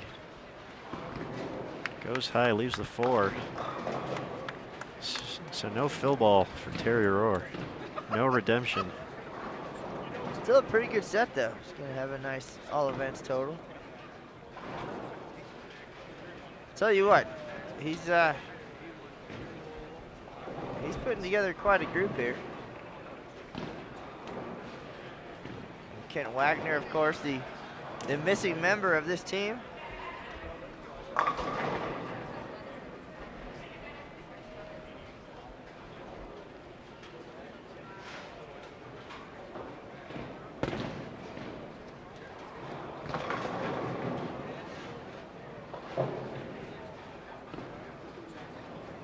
All right, the foundation frame underway.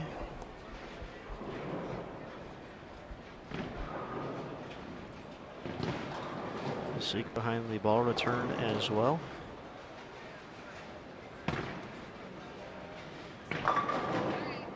Finally getting a few hits here in singles. After a clean 190 in game 2.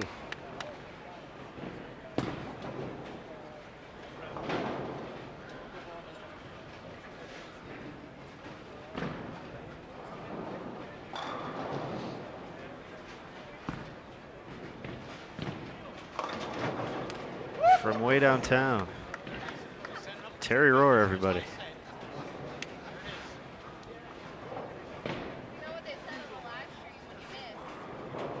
They couldn't believe it? That's why.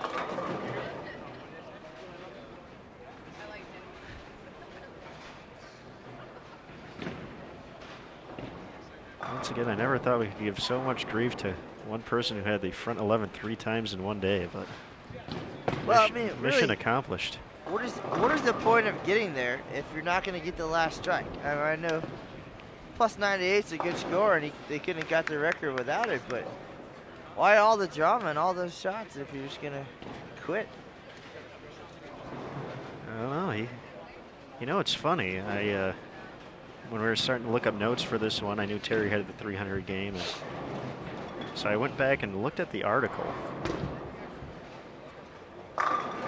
and he mentioned that he went back to the on the lane segment, thinking, question 11.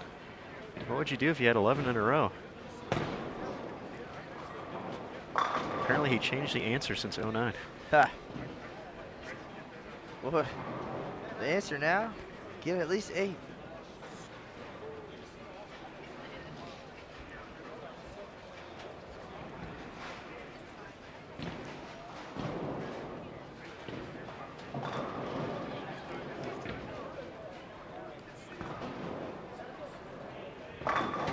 Good shot there by Cutler.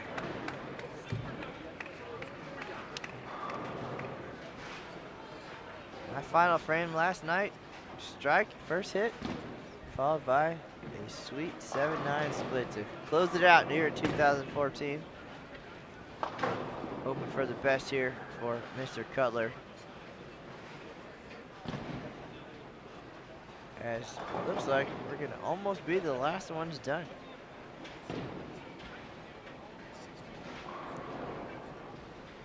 The Kegel flexes are already out, getting ready for the 3 p.m. team event coming up after this.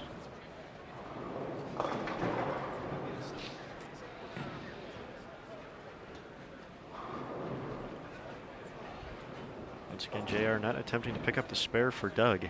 He's bowling on 54.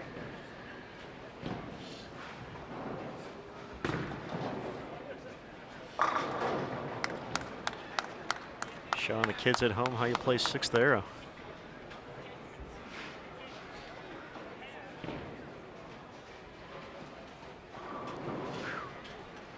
I think he was playing, JR's playing now where you were at yesterday. It is entirely possible. If that team event would have been 4 games, I think a couple of them certainly would have been crossing us. You haven't kicked my ass yet for being mean to you?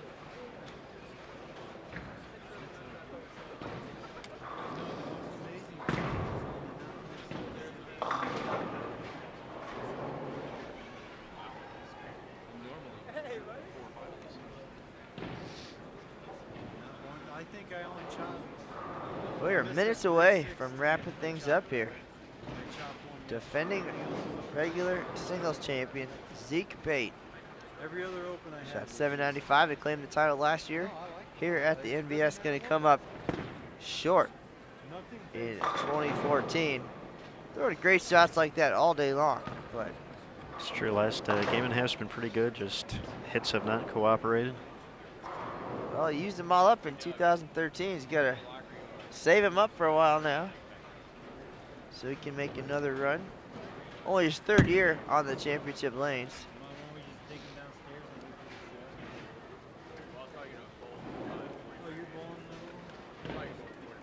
A long career ahead of him.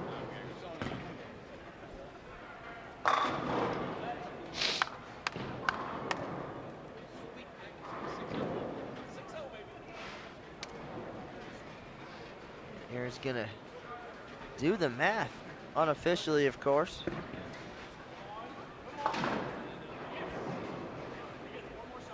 Is that a 30 clean for Zeke at least? Afraid not. That would have been a very rough 30 clean. But had a actually split the very first frame. Oh, that's right. That's 6-3. And I think that might have been his only open so far here in singles. So a lot of spare shooting. A clinic, if you will.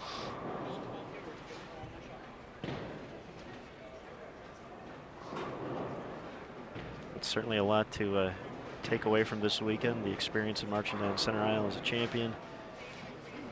Walking away with a tournament record. Taking the lead at the Bowlers Journal.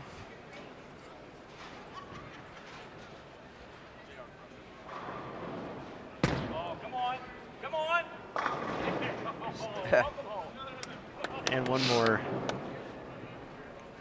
back row pin for Zeke as he finishes out his 2014 event. 6:05.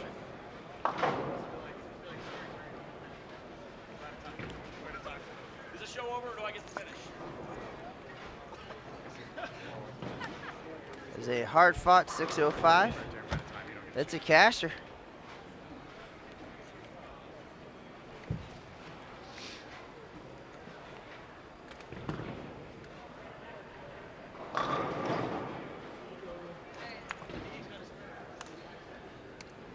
And Terry Rohr is going to be the last one done on the entire squad. On the bright side, if he makes this, one last chance for redemption. Final fill ball. All Everybody, right. fill ball, fill ball, fill ball. Let's cheer him on.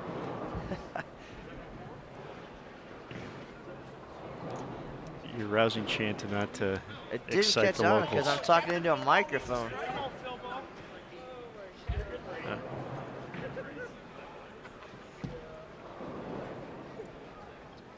Come on, fill ball. He can't even do it. Come on, Terry. Get the crowd into it a little bit. It's got to be a spectacle. Maybe if he's laughing while he's doing it, he'll finally get one. And Phil Ball strikes again. Rohr finishes up with 258 for 708. Wow, not bad. Pair of 700s. So we'll go to the scoreboard here.